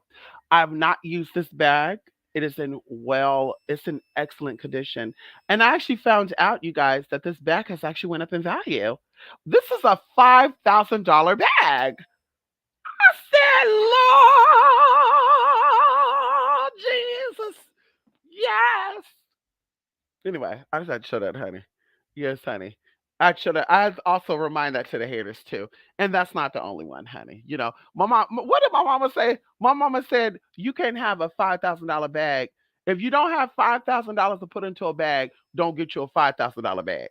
It was something along the lines of, why you gonna get a bag that costs more than what you can keep in there? And definitely, like I said, we're not into boasting and boosting and all the good shit, but we definitely can hold more than 5,000 in this motherfucking bag. Hello, hello, hello, Jesus, hello, security. I feel like a bitch is trying to conjure, project herself up over here, honey. I need all windows and doors guarded and protected, honey, because I feel like hoes trying to project herself over here. They're trying to steal my bag and all my money and shit too. I need you to get them, honey. Get them, get them, get them. Okay. Anyway, so that's what it is. People are easy. There, you can easily manipulate people when they are confused and in fear, and a lot of people know that. And so, once again, going into these trainings that these people have in their little pyramid schemes and Ponzi's and shit, and how they all know each other. And shout out to Mama Lou and that. And it's like, wait, how do y'all know each other? Because they're in the same fucking pyramid scheme. And they got people that don't talk neither. I told y'all when the haters were coming forward, identified seven other energies. And we're not talking about people, the follower energy. There were seven other energies of people doing workings and stuff that were not on the mainstream. Like no one sees these people. So, girl, they all connected, honey. Yeah, pumping out, honey. Sons of the father goes to the second, third, even the fourth generation. I know that's right. I know that's right, honey. Sins of the father. There you go. Sins of the father. You said it. You said it. And it kind of make me think too. And I'm just asking a question, from the outside because I don't have a dog in a race. I don't got a horse in a race. I don't got a cat that needs to be pet. I don't got a bag. I didn't buy groceries. Girl, I didn't put in a cookie jar. Girl, I ain't got a stove in the kitchen. In this kitchen, I got a stove in my kitchen, but not in this kitchen. Okay, but what would put people? Because we're speaking spiritually here. What would put people in a space? What have people did to a God, a universal God, a powerful God? Let's not talk about the God of the Bible, the God of the Torah, the God of the Quran, the God of the Kabbalion. Okay, I'm sure I'm saying it wrong. No, I think I'm saying it right. Anyway, let's put all that aside. Okay, what what happened? And let's go for all parties, all experiences of this. What have people did so bad to be so powerful and be the chosen ones of the Most High, right? The chosen ones of a God that created all things, and the birds came from you. The bees came from you. The animals came from you. They copy music from you. What will make you have such power with the Creator, who knows each star by name, who knows how many galaxies there are, who knows how big the universe is? What would make this? What would these people do? What? How bad of? Let me ask this correctly, because a lot of emotion comes up with this. What did these folks do to make a universal God, or a God who created them to have power, to step back and no longer protect them, to where now people are coming in from outside places, invading their land, kidnapping them, and pulling them to a whole foreign land? What was done? What type of curse is that? Well, like, what was done? Like, so we're talking spiritually here. What was done? Like, what had to take place, right? What took place? What had happened? Like, it's just so many questions and so many ways of asking that. But going into that, there's so many things of how you would be the chosen one, and you would have to go through all that. And of course, they talk about Jesus, and Daniel in the lion's den and shit. They could put all that to, but it's like, but if that's your story, and you know that's your story, and you know you're gonna have a better outcome, why are you still using these experiences as a means of saying, I don't want to push forward? I'm gonna go crazy. I'm gonna cuss people out. I'm gonna burn down buildings. I'm gonna shoot. I'm gonna do shit like this, even though I know that I'm gonna come out this eventually. I'm gonna still act a fool. Like, girl, so you have to ask yourself a question once again, going into how things affect us all, and how you have the power to once again forgive. You don't have to forget, but forgive. And you cannot forgive but keep throwing it up. You cannot say, baby, I forgave you for cheating on me, but every time you get a chance, oh, remember that time you cheated on me? Girl, I forgive you for disrespecting me and calling me out my name, but every time you get a chance, yeah, yeah, yeah, fuck you. And yeah, remember that time you called me a fat bitch? Like, girl.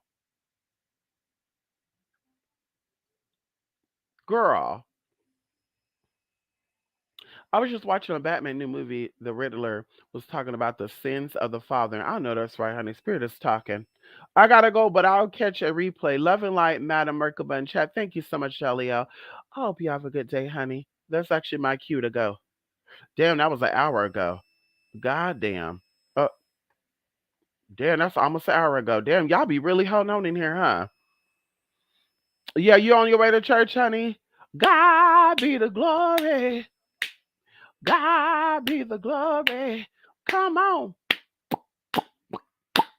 Come on. Anyway, yes, honey. That's a blessing and curse to hear what they're doing or feel and taste it being. I know, right? That's why I'm like, yeah, honey. Mm-mm. I'm okay with shutting it off and tapping into what I need to tap into it. I'm okay with that. Yes, honey. Come on in here. Yes, honey. Ow. Yes, honey. Come on in here, Lachey. Good morning. Good morning. Yes, good morning, Lachey. Yes, honey. I got to go head into the store. Y'all be safe there. That's right, honey. Enjoy your time at that store, Larry. That store. Yes, honey. Enjoy your time at that store. Okay. I know that's right. Come on in here, spirit. I know that's right, Lachey. Come on in here, spirit. Yes, honey. This was some coveted. Yes, yes, honey. Come on in here. You know. Mystic, that's so interesting. You say that the other countries have the real knowledge, but we have the skill. There you go. There you go. Yeah, we are dumbed down. Yeah. Because think about it. If we have the skill and the knowledge in this land, oh honey, this world would be moving a totally different way. Trust when I tell you. And it has to start in California. It has to start in California. There are seven chakras on this planet, and America has one of the chakras, and the chakra is actually in California. It has to start in California. And do you know what type of chakra is in California? And see, now we're getting a little bit into the mysticism of California and the states and all that good stuff, or why you girls can't take it. And of course, there's a flip side to this too, because now you got human trafficking being an issue. Now you have a lot of other covered up shit that's being an issue. So going into that, the chakra that's in California is actually the root chakra. We know that the root chakra is connected to sexual energy, right? We know this sexual energy, right? And when the sexual energy is clear, now it goes up into the sacral, and the sacral is where you're creative. And they say sexual energy and creative energy is one and one. But going into that, this is where that money thing is going into Hollywood too. I told y'all before, and I'm not going to take it back, is that I really do believe that a lot of these celebrities are prostitutes for the industry. And I'm not taking it back. I said what I said. A lot of these girls are prostitute for the industry. And that's it. I'm gonna keep that ain't my business. Like I said, we can get into that with all due respect, but I really do feel that. Okay. And it all starts in California. So we'll keep it there, honey. I've always learned stuff new. Come on now, I know that's right, Lachey. And you could do your research on what I'm saying too. You could definitely do your research. What I say is definitely researchable. I'm not saying it's Googleable. But if you know how to get around it, you could definitely find out what the fuck I'm saying is what I'm saying is what I'm saying. You got to understand why they're trying to connect so hard with these outer planets once again, because we're trying to retrace our steps. We're trying to get it right. We're trying to say, hey, you know what we went wrong when we were on Mars and we had the Luciferian experiment and we blew it up. Where we go? Where we were on that? And before we got to Mars, we were on Saturn. And then what happened?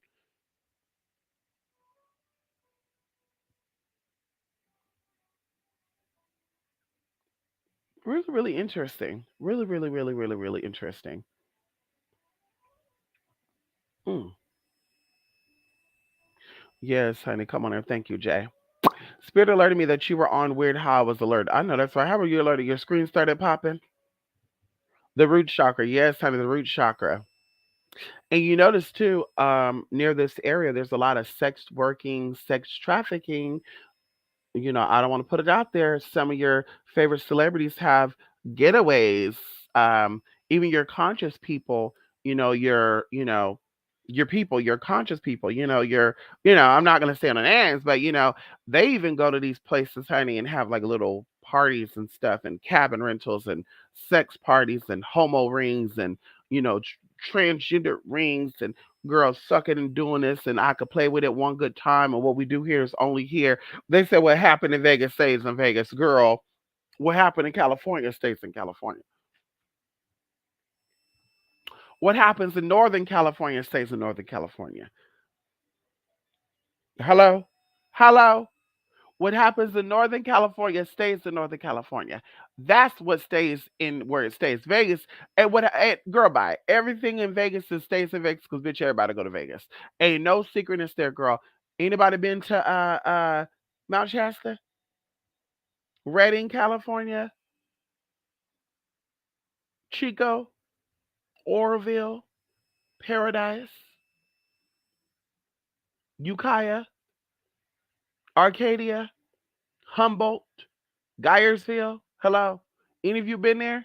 I bet you haven't. Okay. I bet you haven't.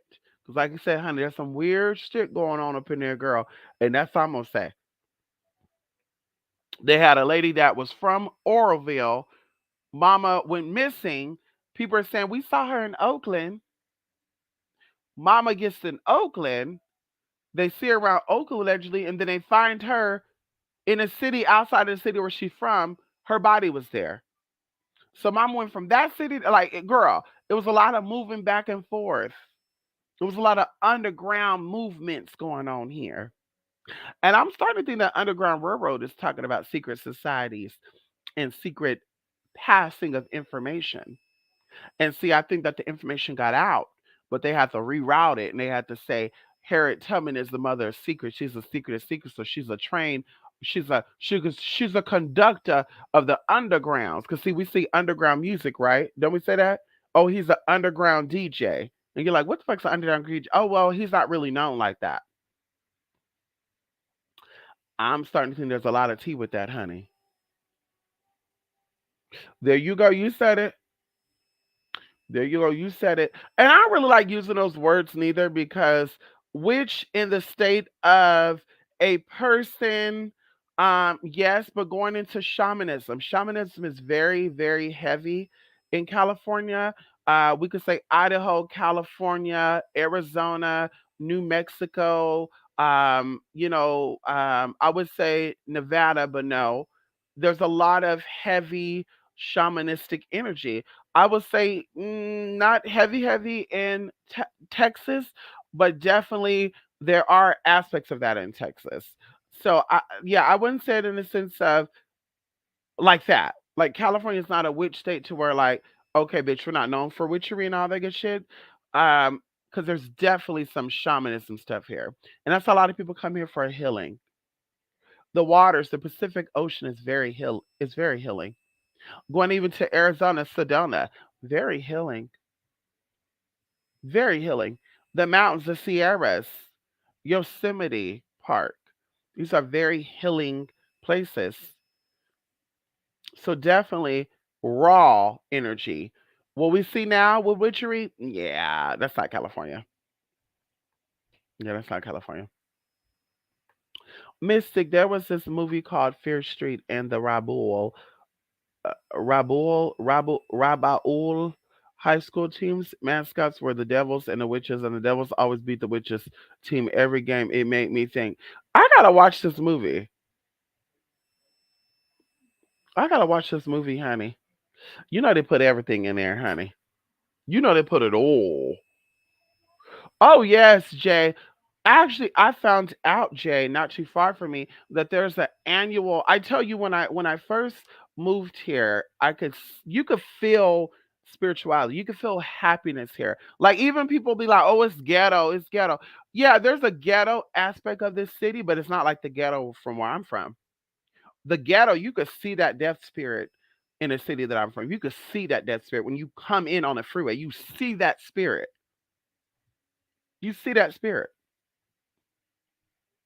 So going into here, very cultural here. People are very in tune with their culture.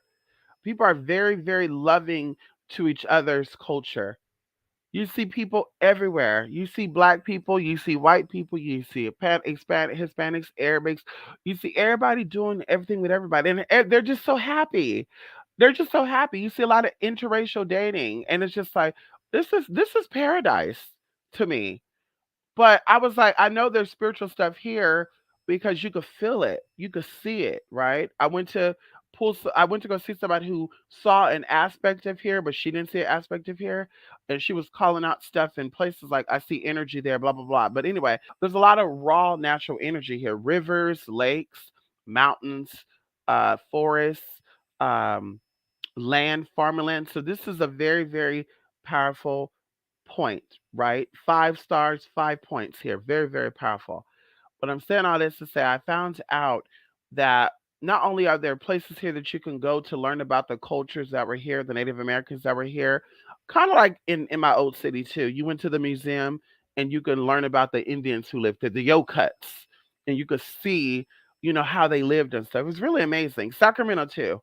Um, but here they have annual powwows and ceremonies in this park, and this park is so big, it's so beautiful, and the water, although they say there's droughts and stuff, and I haven't told this to my people out there, they say that California has droughts. I don't see it here at all.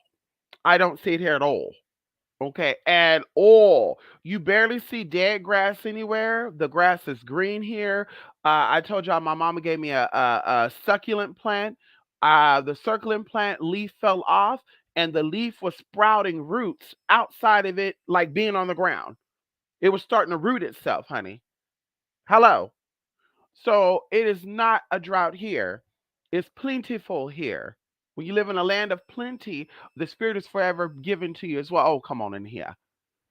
So, like I said, the lakes that is at this park that they do these rituals at, that lake never, ever, ever goes out of water. Oh, come on in here. The water levels is not dropping in that lake, and it has kept the same water levels. Uh, Let me not sound long, but we're gonna say the early 1900s because they actually have the information there. It has actually risen, right, and it flooded, but it's never dropped below. So, like I said, it's very plentiful, and people fish in this lake. It's very, very beautiful. Like I said, you can see the hills and the mountains. I was actually driving through it yesterday because I went to a spiritual store in another city over, and I had to go, over the hills and shit. I was like, okay. So I was at the top, and I looked out there, and I was just like, this is so beautiful. It made me emotional a little bit, honey, because I was just like, this is just how could people not love life? How could people not love and be thankful to see? If you hate seeing what you see, you need to move. If you hate hearing what you hear and feeling what you feel, and my life is miserable, you need to go. You need to move because it is beautiful where I'm at. Like, oh God, I'm getting a little emotional thinking about it now. It's really, really beautiful. The wild animals, sometimes they're a mother blucker, but it's beautiful. Seeing greenery and trees that are happy. And I know that sounds weird, but the trees are happy and the shrubberies are happy and the plant life is happy. It doesn't look sick. They don't look sick. Very green, and when the wind blow, they really be dancing, girl. You'll with your windows closed, you'll be like, damn, it must be really windy out there. And you go out there and it's a little bit of wind, but the trees are so excited. They're like, yes, yes, the energy is here. The people are beautiful here. And like I said, it's amazing, honey. Even Bella and Anubis, they hate coming in the house. They love staying outside. They love it. When I say love, they love staying outside, honey. We were walking the other day for 2 damn hours, bitch. They still want to stay outside. I said, bitch, I'm going in the house, honey. Y'all can stay outside if y'all want to, but y'all not staying outside, bitch. Y'all can put your ass on the patio. So, like I said, beautiful here, y'all. Beautiful. Mm. Native Americans, though. Shamanism, honey. Yes, honey. Shamanism. Yes, honey. Come on in here, Tina. Hey, dog. Yes, honey. Yes. I meant to say rival high school. Oh, okay. Rival high school. Okay. I was like, Rabaul. Who the hell is Ah! Rabaul. Who the Rabaul? Okay, which one is true? That's why we both move. Yes, honey. Oh, yes, honey. Ooh, a lot of death energy there, Lachey. Sad, but it will get better. It's gonna take a lot of cleaning up, though. There's a lot of unsolved crimes there. And I always tell people, like when there's a lot when a city has secrets, the energy starts to fall apart. And that city has a lot of secrets. Here where I'm at, there's secrets in this county, but people have uncovered the secrets. Like when I did my research, like from 2012 to 2017, they uncovered a lot of secrets. So people are now moving differently, right? So now, okay, but you be secret or somebody's going to snitch on your ass. So now people are going to other counties to have those secrets. But cities with secrets, you could tell because there's a lot of crime there. Or a lot of crime. People say, oh, it's in human nature. No, trust when I tell you this. Cities with a lot of crime means there's a lot of secrets there that are trying to be tucked away. And as we know, when you try to bury energy, it will pop up. It'll pop up, honey. It'll say, "Oh, bitch, no, the hell you know." Because remember, everything we do is we're planting seeds, and no matter what type of seeds you plant, eventually they will pop up. So, like I said, when you live in a city with secrets, because bitch, there's always murders, there's always rivals, there's this and that. Yeah, there's secrets because the government have their hands on in that city the street affairs. They're not talking about it. You got good cop and bad cop. You got people that can buy their way out of crimes and stay hidden. Oh, I'm gonna stay hidden. All that type of shit. So it's really creepy.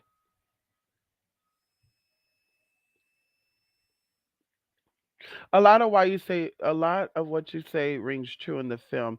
Like something that's demonized is probably what can help you. I heard that. I know that's right, honey. Yes, yes, yes, yes. I was wanting to go to a powwow. Something about just speaks to me. Like I don't know why I found them too beautiful.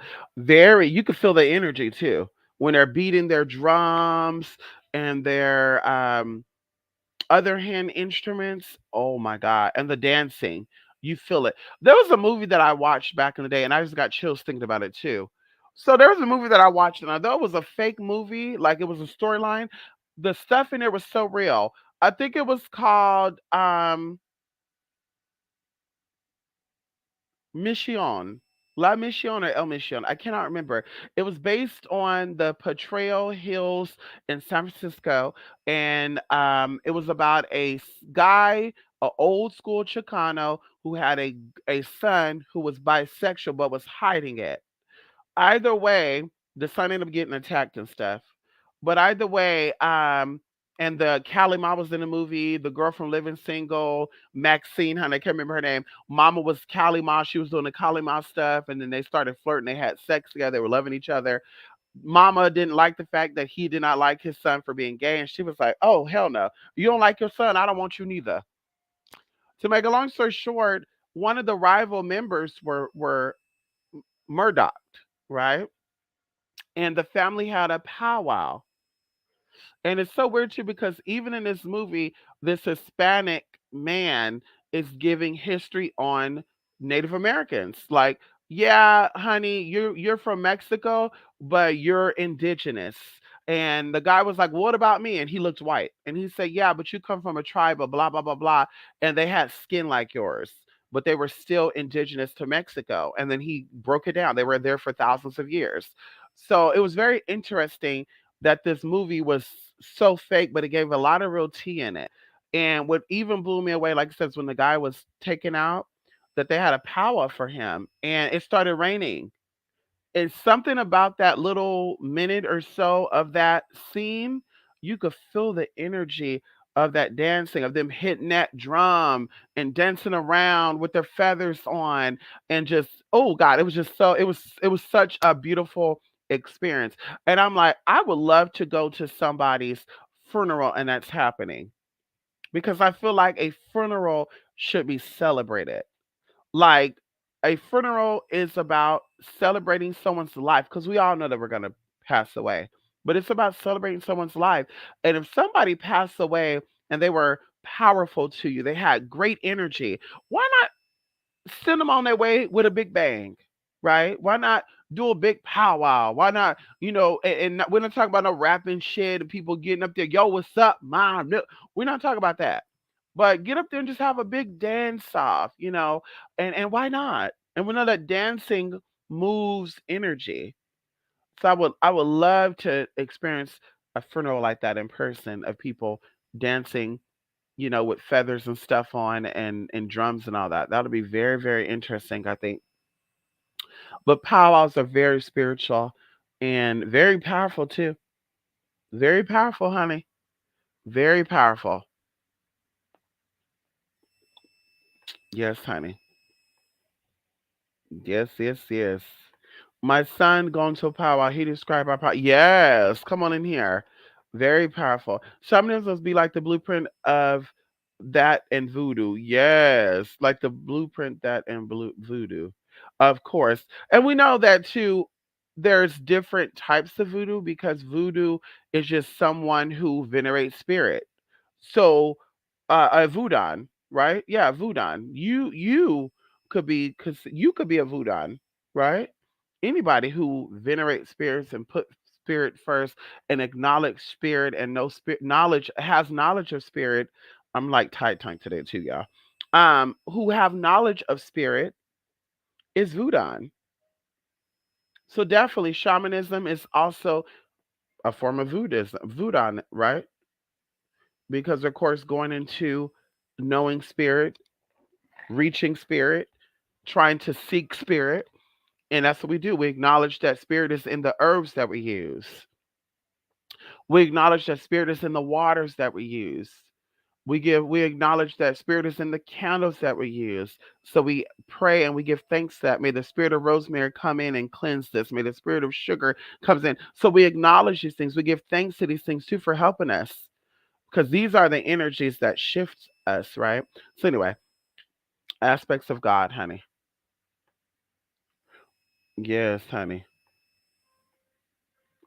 Yes, yes. NYC, yes, honey. Come on, I know that's right. NYC, yes, honey.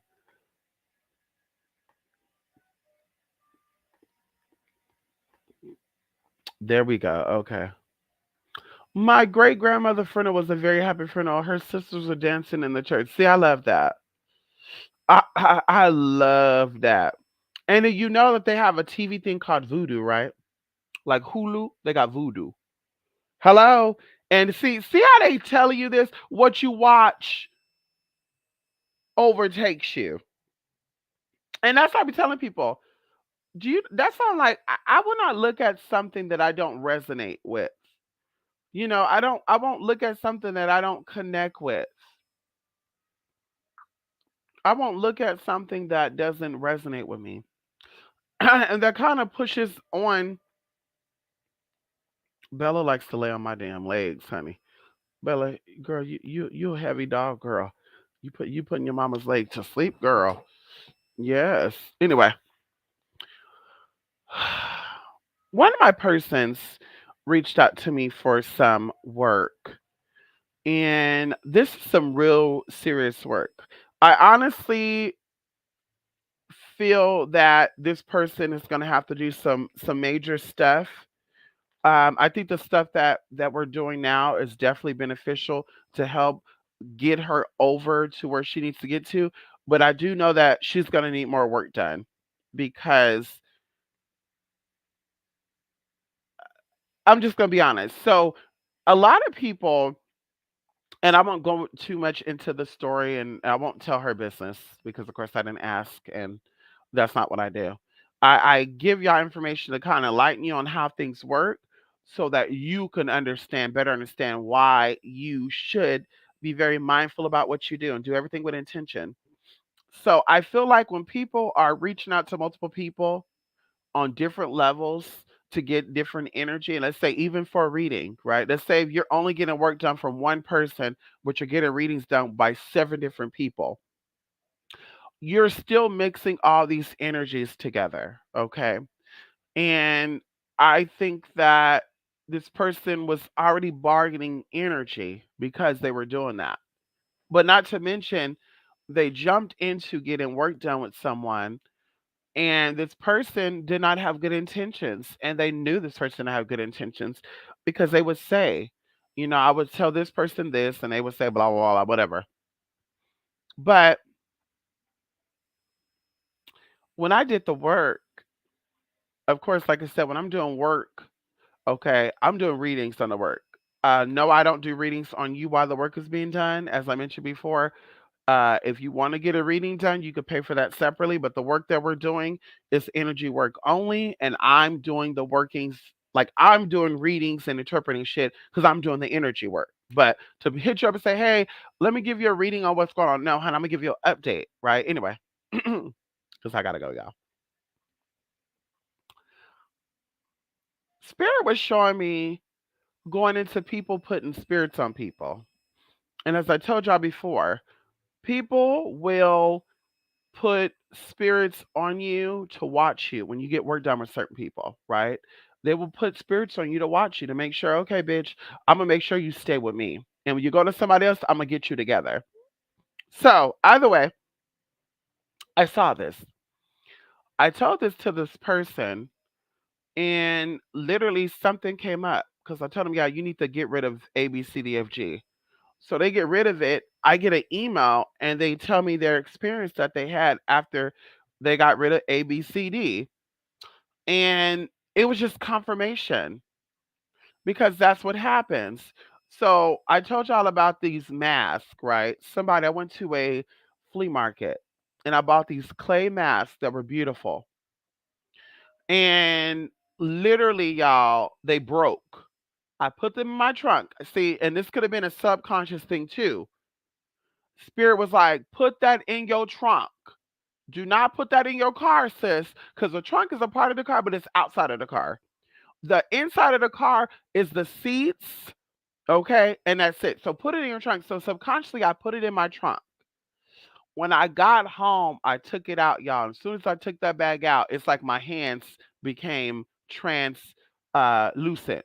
Girl, all of a sudden, girl, that bag went through, hit the ground, and everything shattered into crumbs, y'all.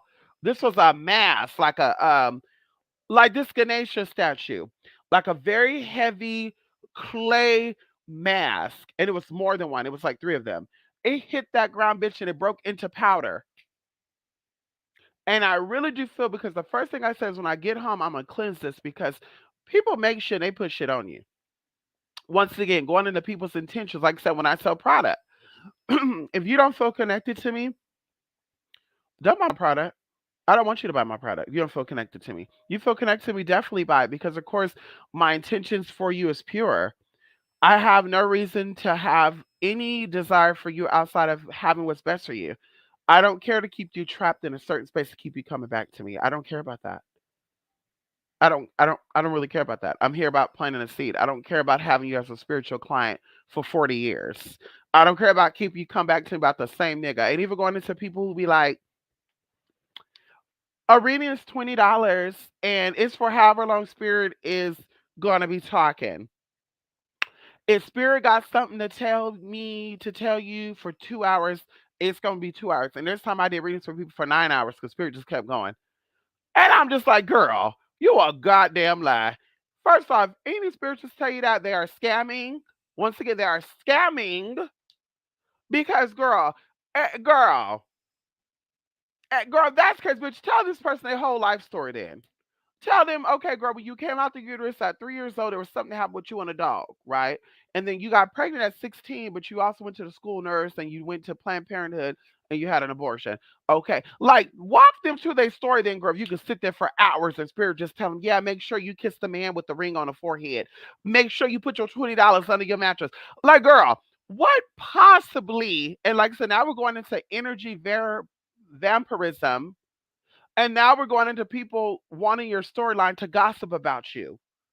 My sisters can verify, girl. I don't sit on my phone and be like, girl, I had a person call me the other day tell me that her baby daddy had a sister, had a baby by her cousin. A girl. So I don't want to go down your whole storyline to get information off you. And I don't want to pull your energy. And even going to people that want to be on the phone for 8 hours, like, bitch, you're trying to pull energy. Because there's like, what's important to you right now? Do you want to know what's going on right now, or you want to know your whole fucking storyline, bitch? And then next week you're gonna do the same fucking thing. Next week, like, girl, every week a fucking 8 hour reading. Well, spirit has something to say, so I'm gonna keep going. Like I said, that shit is fake. Ain't nobody doing that, and that's not the reason how people become so spiritual that they become so mentally ill. Because once again, walking with spirits talk. Oh, okay, come on, spirit. I'm just gonna keep letting you talk. Okay, come on, yeah. Spirit's telling me that you're wearing pink panties right now, and that your pink panties got some skid marks on it, and that you need to go. Like, girl, could you possibly be telling this motherfucker for 8 hours about them motherfucking selves? Like, girl. So, like I said, that's already the little gimmick, catchy thing right there. It's like, bitch, let me pull your energy. And that's why these people be, hey, girl. Like I said, girl, that's the biggest scam. That's why I even tell y'all when it comes to readings, I tell you what you ask and we keep it moving. I don't want to be tapped into your energy that long. For one, it kind of reminds me of the movie Valerian when the lady put her head inside that jellyfish to get visions. And they said if you go in there longer than a minute, you could die. And the longer you're in there, the more your energy being pulled. The same thing with readings. You are pulling energy. And this person is a fucked up person. Let's say you're coming to me and you're angry or you're depressed or you're sick with something. I can pull that energy onto me by tapping into that energy and just stand there for a long period of time. And like I said, that's why we don't do 8 hour long readings. That's why we do 6 hour long readings. That's why we don't do, oh, girl, you pay me for the whole day and I'll sit down and do a reading to you for 20 hours. Like, girl, ain't no such thing as that. Like, the longest a reading should be, it would be, I honestly, I would say 2 hours tops. It should be no longer than that. An hour is a good reading. 30 minutes is a decent reading. So, like I said, I will only answer questions that you have. If you're not asking the questions, I'm not going to be voluntarily telling you information because now this hour reading going to turn into 2 hours.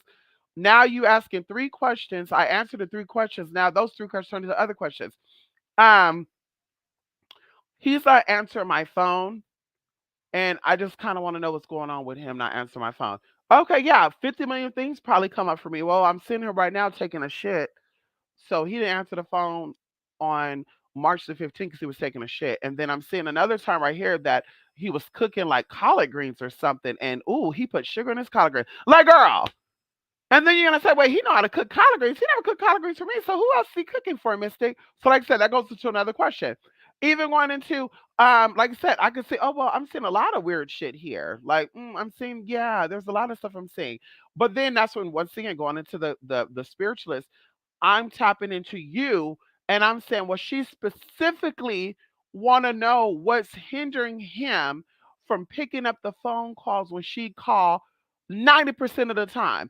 Yeah, the 90% of the time he's not answering his phone calls because he's actually um, manipulating you. He's playing with your mind. He knows that if he answer the phone when you want him to answer the phone, then he's gonna kind of hook you, or he's gonna be hooked on you, and he'll want that. So he want to kind of make it seem like he has the upper hand, and you bite the bait every time.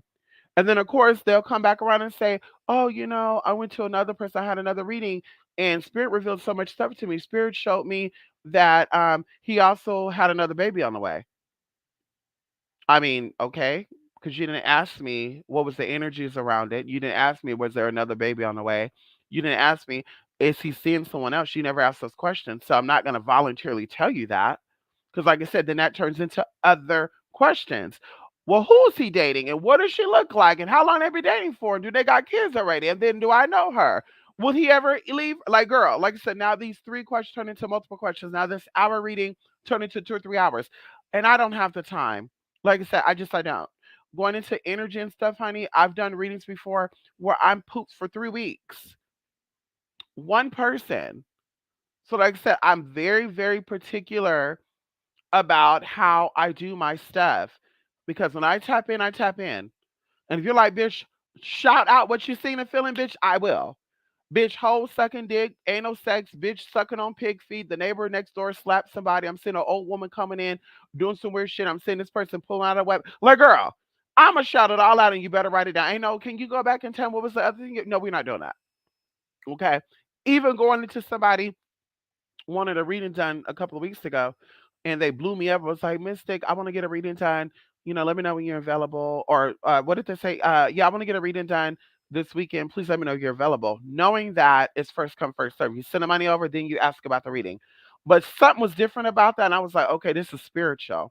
So, of course, I responded. I said, well, if you send the money by tonight by 9, I could be free on Sunday. And I never heard back from them. But going into that person in particular, like I said, honey, yeah, honey, girl, I'm in that reading, and it's wait, what was that? I didn't catch that. And then let me go back, and of course they're writing it down, but it's like, honey, I'm telling you what I'm seeing spiritually. Now I gotta stop, go back and say, wait, what? Like when you're in the spirit, girl, things come through, and girl, that's too much energy to keep going back and keep reiterating shit like that. Like I'm speaking it out. Your attention should be fully on our conversation, and you will hear what I'm being said. I talk very loud. Okay. I may talk fast, but I don't talk that damn fast, especially when I'm doing readings, honey. I'm not saying blah, blah, blah, blah, blah, blah, blah. I'm saying, yeah, I'm seeing this and that and that, and this means that this is coming.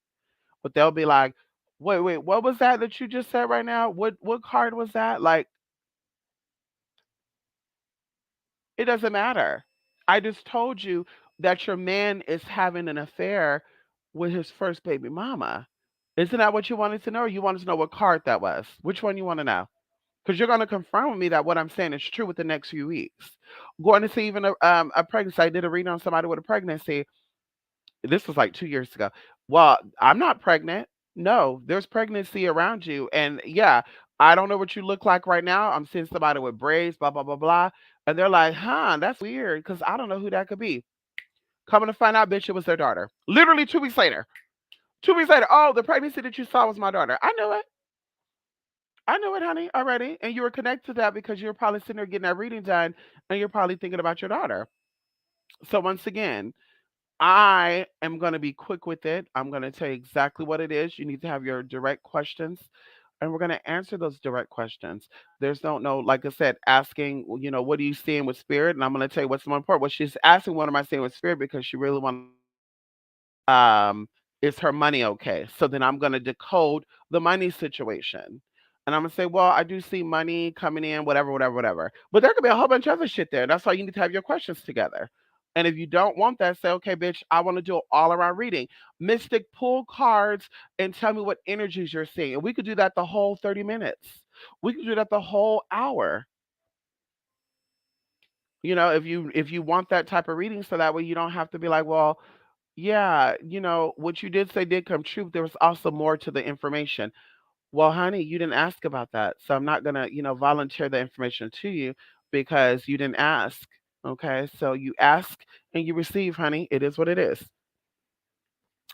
So anyway, Spirit was on, girl. She got rid of the items, girl. And Mama was having visions and stuff. And I'm literally like, honey, this is why I say, honey, be careful who you entertain, what you watch. Okay. Be careful who you subscribe to and all that good stuff, honey. Yeah, like scary movies. You said it. Yes, honey. Got the whole church dancing at the honor and celebration of her going home to glory. So beautiful. I love that, honey. I remember when you said those drums need to be there. The earth, or yes, honey. The drums represents the earth heartbeat. Yes, it does. Yes, honey. Yes, it's like scary movies. Yes, honey. You weren't supposed to have those masks. Right, right, Tina. And Tina, I was really upset about the money I spent on the damn mask. You know that, right? You know that, right? That's what I was really upset about. I was upset about the money I spent on the mask. I said, God damn, I could have spent that $50 on something else. And also, Spirit was also already trying to warn me because I remember that we went there and somebody was listening to some. They were selling makeup, vegan makeup. It was pigmented eyeshadow, very beautiful. And I was like, makeup or mask, whatever. So I'm like, okay, I can use these masks for something because I had an idea. So I'm like, let me, take them and bless them. But the lady was like, are you sure you don't want to come over here? And girl, she was listening to music. There's a guy that makes instrumentals, and she was listening to his music. And right then and there, I should have said, yeah, I'll get the mask for this time. Let me get these eyeshadows. But like I said, I was kind of warned, and I was just like not really paying attention to that. Like, yeah, I should have did it, but whatever.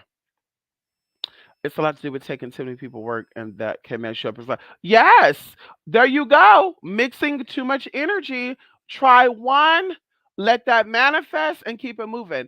Once again, people like to take shortcuts, Lachey. People want things to happen quickly, quickly, quickly. You got too much junk on you, though. It's like weight loss. There's no such thing as fast weight loss. Even when you say, okay, I'm gonna go get lipo, you still got recovery time. To fully recover from lipo and stuff is 6 to 8 weeks. 6 to 8 weeks, girl, you could lose an average of 40 to fucking 60 pounds. Okay. Let me think about it. If you got a slow metabolism, you want to eat what you want to slowly change your diet. We'll say you should be able to lose at least 20 pounds in that time. And 20 pounds may not seem like a lot, but it is a lot. So it's like, yeah, honey, people want to take the shortcut. And it's, well, I'm going to go to her. It's not working fast. So let me go to her. It's not working fast. Let me go to this person. Let me go to this person. Oh, let me see what they can do. Let me see what they can do. Ooh, I told you, I even had somebody used to do readings back there with me. And they were like, well, let me go to her because she's offering a deal on her reading. So let me go to her next week because she's offering a deal. And shit, how much was, like, girl, we don't do that. A lady literally was like, "Yeah, I was gonna get a reading done with you, but there's another YouTuber that offered a deal. They were offering $20 readings."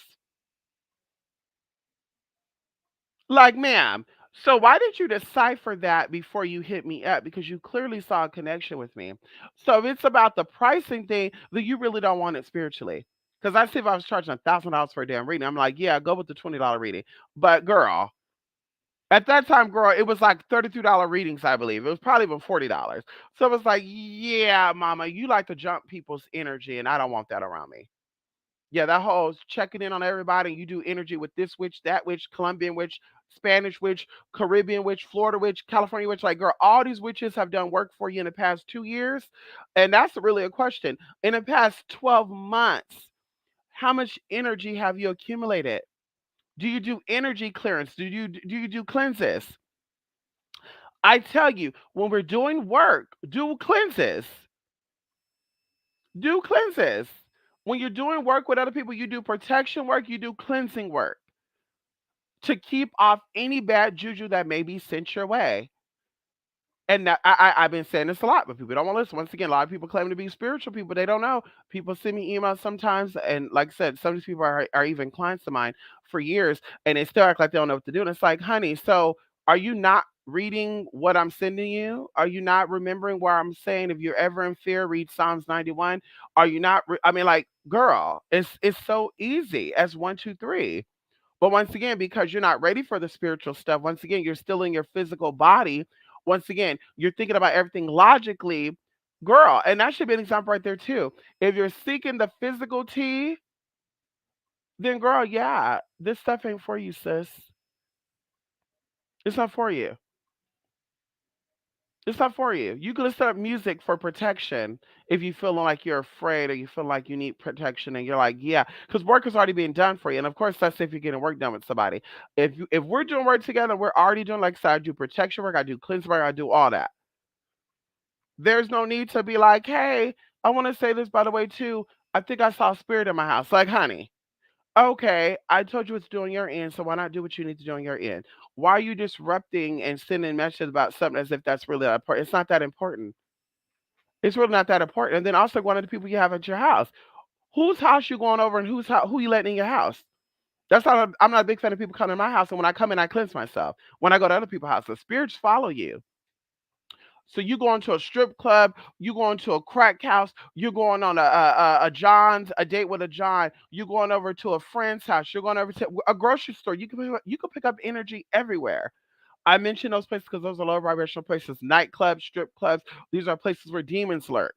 So you come home and you don't cleanse yourself. You don't cleanse yourself with black soap or any type of holy water or holy oil that you have. Yeah, you're gonna see things in your house.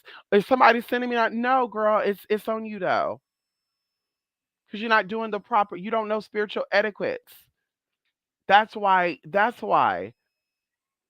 So like I said, it's just like, honey, like, girl, like, maybe this is not for you. Maybe the spiritual stuff is not for you. Maybe you need to go about it another way because it's making you go insane, honey, and that's not good at all. So once again, trying one person, seeing the results, and then if you don't see those results within 3 months, then you hit up another person. Hi, I'm interested in getting love work done. Are you able to help me? And then you could tell your experience. I just went to another spiritualist and the work did not manifest in the time period that they said it would. Whatever. The whole thing about people, oh, it manifests whenever it's supposed to manifest.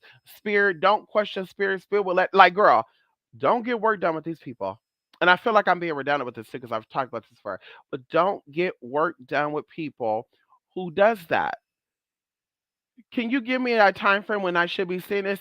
Why you want to know that? Like, girl, because I want to know that. Are you collecting my money? Or are you being serious? Because then you can lie and say, well, yeah, I did the work, and a year later, yes, she got it because I did the work for her. No, honey, she got it because she went to other spiritualists and they did the work for her, or she got it because she stayed focused and that's how she got it, honey. But a year? Yeah, honey. Yeah, honey. Yeah, I'm not convinced of that. Mm-mm, mm-mm. Anyway, energy. Energy is very important, honey. Energy is important, honey. Protect your energy. Be careful who you give that energy to, okay? Yes, honey. Like the lady who think Nipsey is in her house. Oh, girl, that's why that house is messed up now. That's why that house is fucked up now. Mama having these health problems. She getting rashes on this and that. Mama talk like she have dentures too. I don't know if she have dentures now, but she talk like there's dentures in that mouth. I just feel like, yeah, girl, dealing with limbo spirits, I talked about that early, will fuck you up,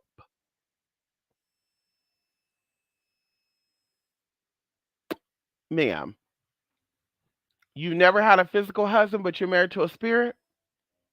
We never saw you with a physical man, but you mysteriously are married to this rapper that you never knew in real life. Okay, Bella. Okay, okay, okay. She trying to rush me off of here, y'all. She trying to tell me it's time to go. What time is it? Yeah, this around the time I walk her. Hmm. See, how does she know time, y'all? Bella doesn't know time. How she know this around the time that she get walked? Hmm. Beak, beak, beak, beak, beak, beak. Okay, Bella. Okay, okay. Hmm. I would be too on that mess. Right. You would have had to clean some ish out of your house. Right. Right. Okay, okay. I think you're still talking about the spirits following people into the house and stuff. Yes, honey. I'm telling you, people don't do spiritual cleanses. It's some work. It's some work. It is some work, honey. People don't do spiritual cleanses, honey. So the fourth and fifth dimension is our inner world or the fifth dimension. No. So okay. So let's get into this. No, there's no connection with that at all. Now let me break this down into layman's terms, because of course I don't want people to get confused. Jay. So these dimensions are levels of consciousness that you already have within you. Okay. So the fourth, fifth, sixth, seventh, eighth, ninth, 10th, 11th, 12th, it goes up to 18. Okay. 18. Okay. 18. Uh, should I say 18 knowing, right? Because going into chakras, people always talk about seven chakras, but there's like 144. There's 144, including you have chakras on your fingers, you have chakras in your hands, you got chakras on your toes, you have chakras everywhere, okay? Energy sources. So this deals with consciousness, levels of consciousness, but this also connects to the chakras on the body. Okay. So in the sense of the fourth and fifth being our inner world, or the fourth dimension being our inner world, or the fifth being our inner world, mm, like in what sense? That's what I should ask you. In what sense? Because yeah, uh uh, dimensions are external things. But to access the external things, you have to go within to get there. Going into, like I said, the Native Americans back in the day, people thought the Native Americans were actually going outside of the world to get information from the extraterrestrials, when in fact they were getting high off of peyote, not sativa, or indica. They were doing peyote or skull cap honey. They would smoke these herbs and they would go into a deep meditation to access these other worlds. So, like I said, in a sense of you access these worlds from your heart space, the fourth and fifth dimension, yes. But as far as they are in you, no. No, honey, these are external things. This is why collectively the world is shifting towards a certain state of consciousness right now. Collectively, even those who don't want to shift, okay? So, yes, I don't think some people really believe in spirit when they come for the word. They don't.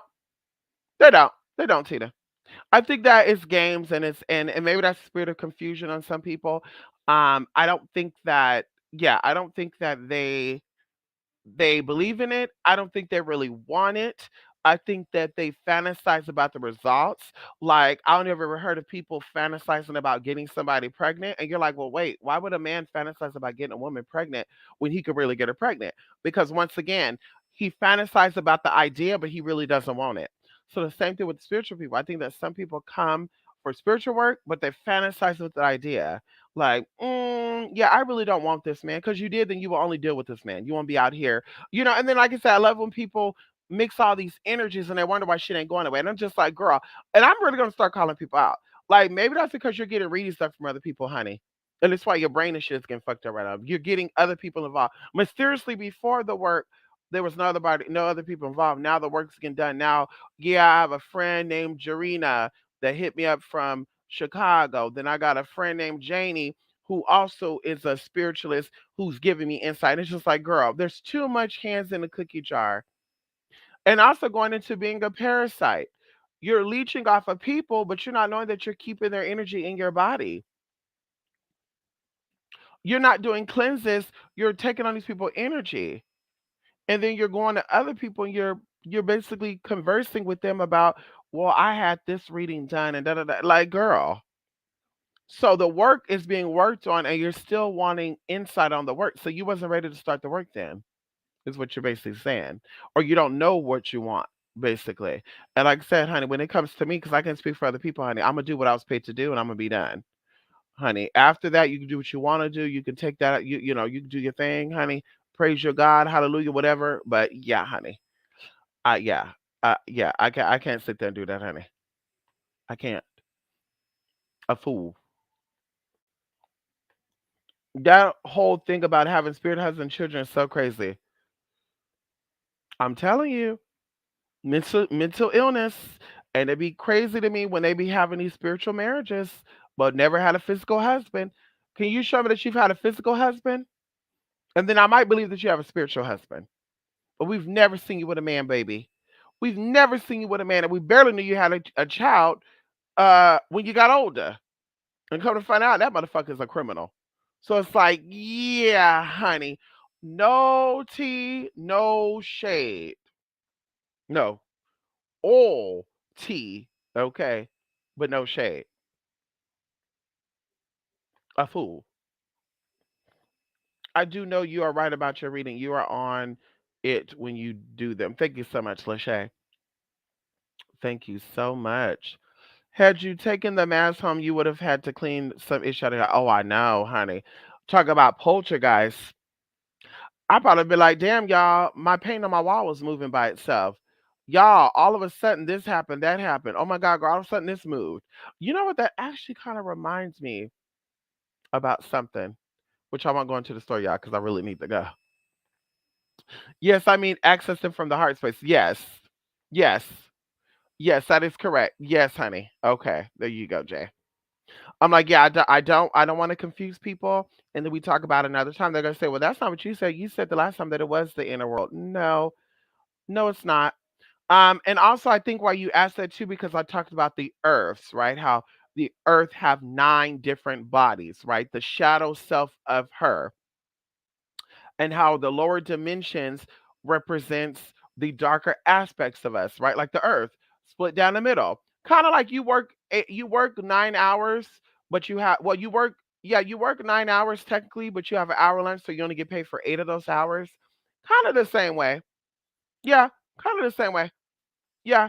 There's one in the middle that's level duality that's see the good and the bad and the upper, and that's the one we're on. We're right in the middle. Okay. The Bible actually talk about what earth we're on too, by the way. But you have uh 4 above that one and you have 4 below that one. Okay? But we're right in the middle. Okay. We're right in the middle. And so, like I said, the lower dimensions access the lower, darker sides of us that we've already come up from. Right. And of course, you can go into history and look up the examples of what phase or stage that Earth was in during this time. And I always tell people this too. I think of time zones as kind of dimensions too, because there's no way you can tell me that the same sky that our ancestors saw is the same sky that we see today.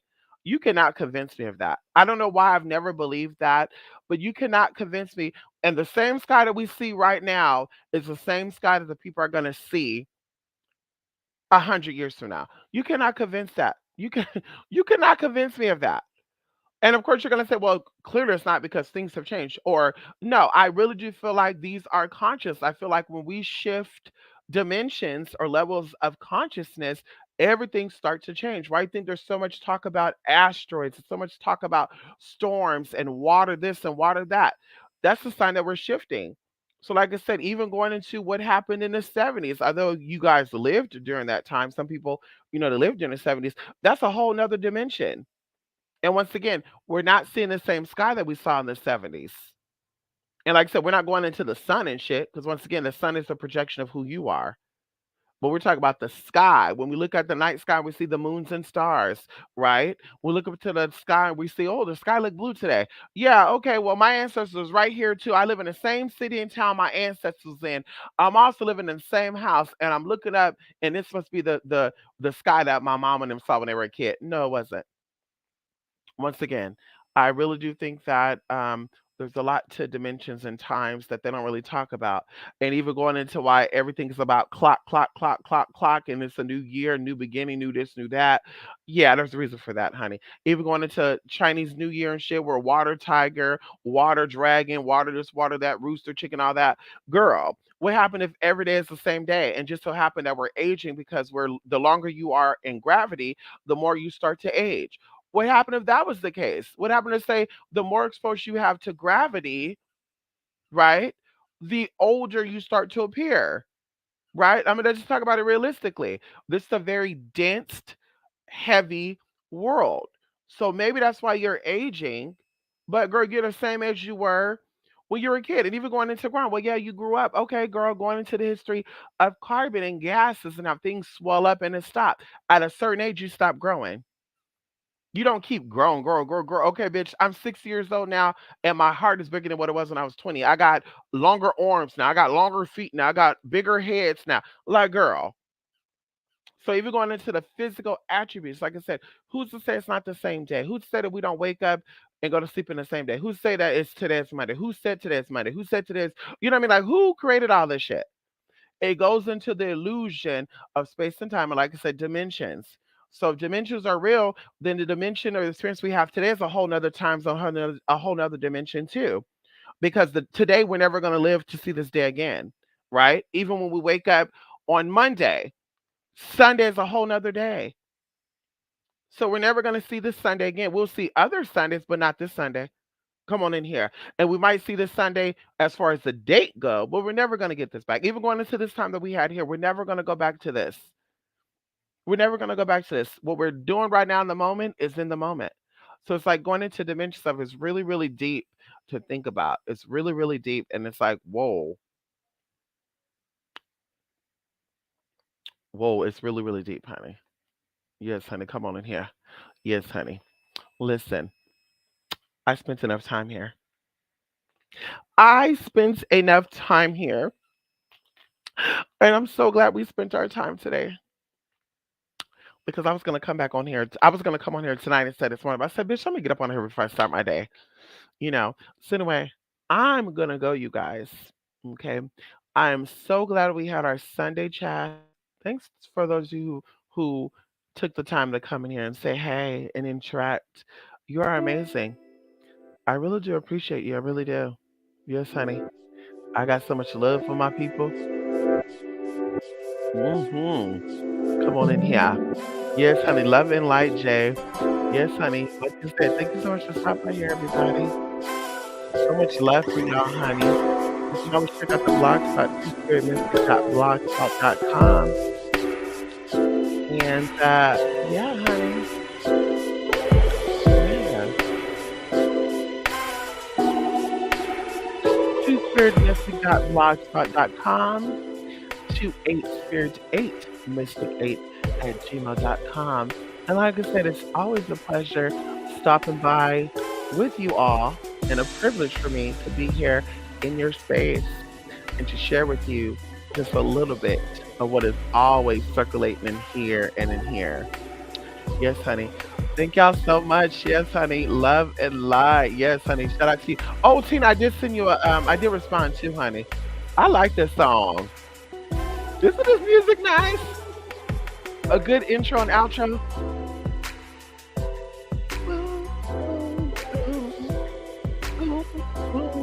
I gotta make a song or rap to this.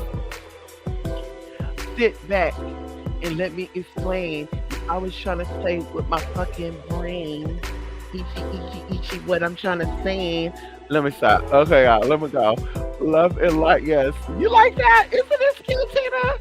Isn't that cute, Tina? Isn't that cute? What air? Girl, isn't that, look, Bella jealous. Look at her. Look at her. Look, she jealous. Look, she jealous. Look, she jealous. Look at her. Look at her.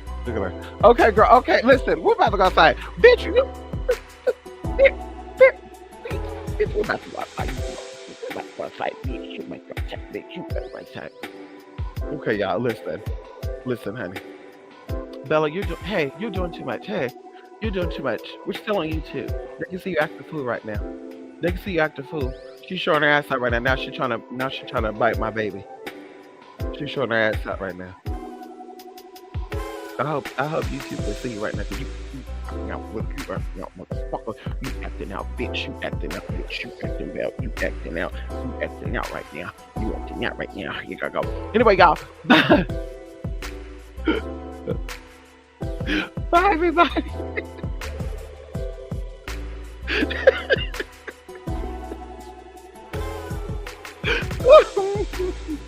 Bye.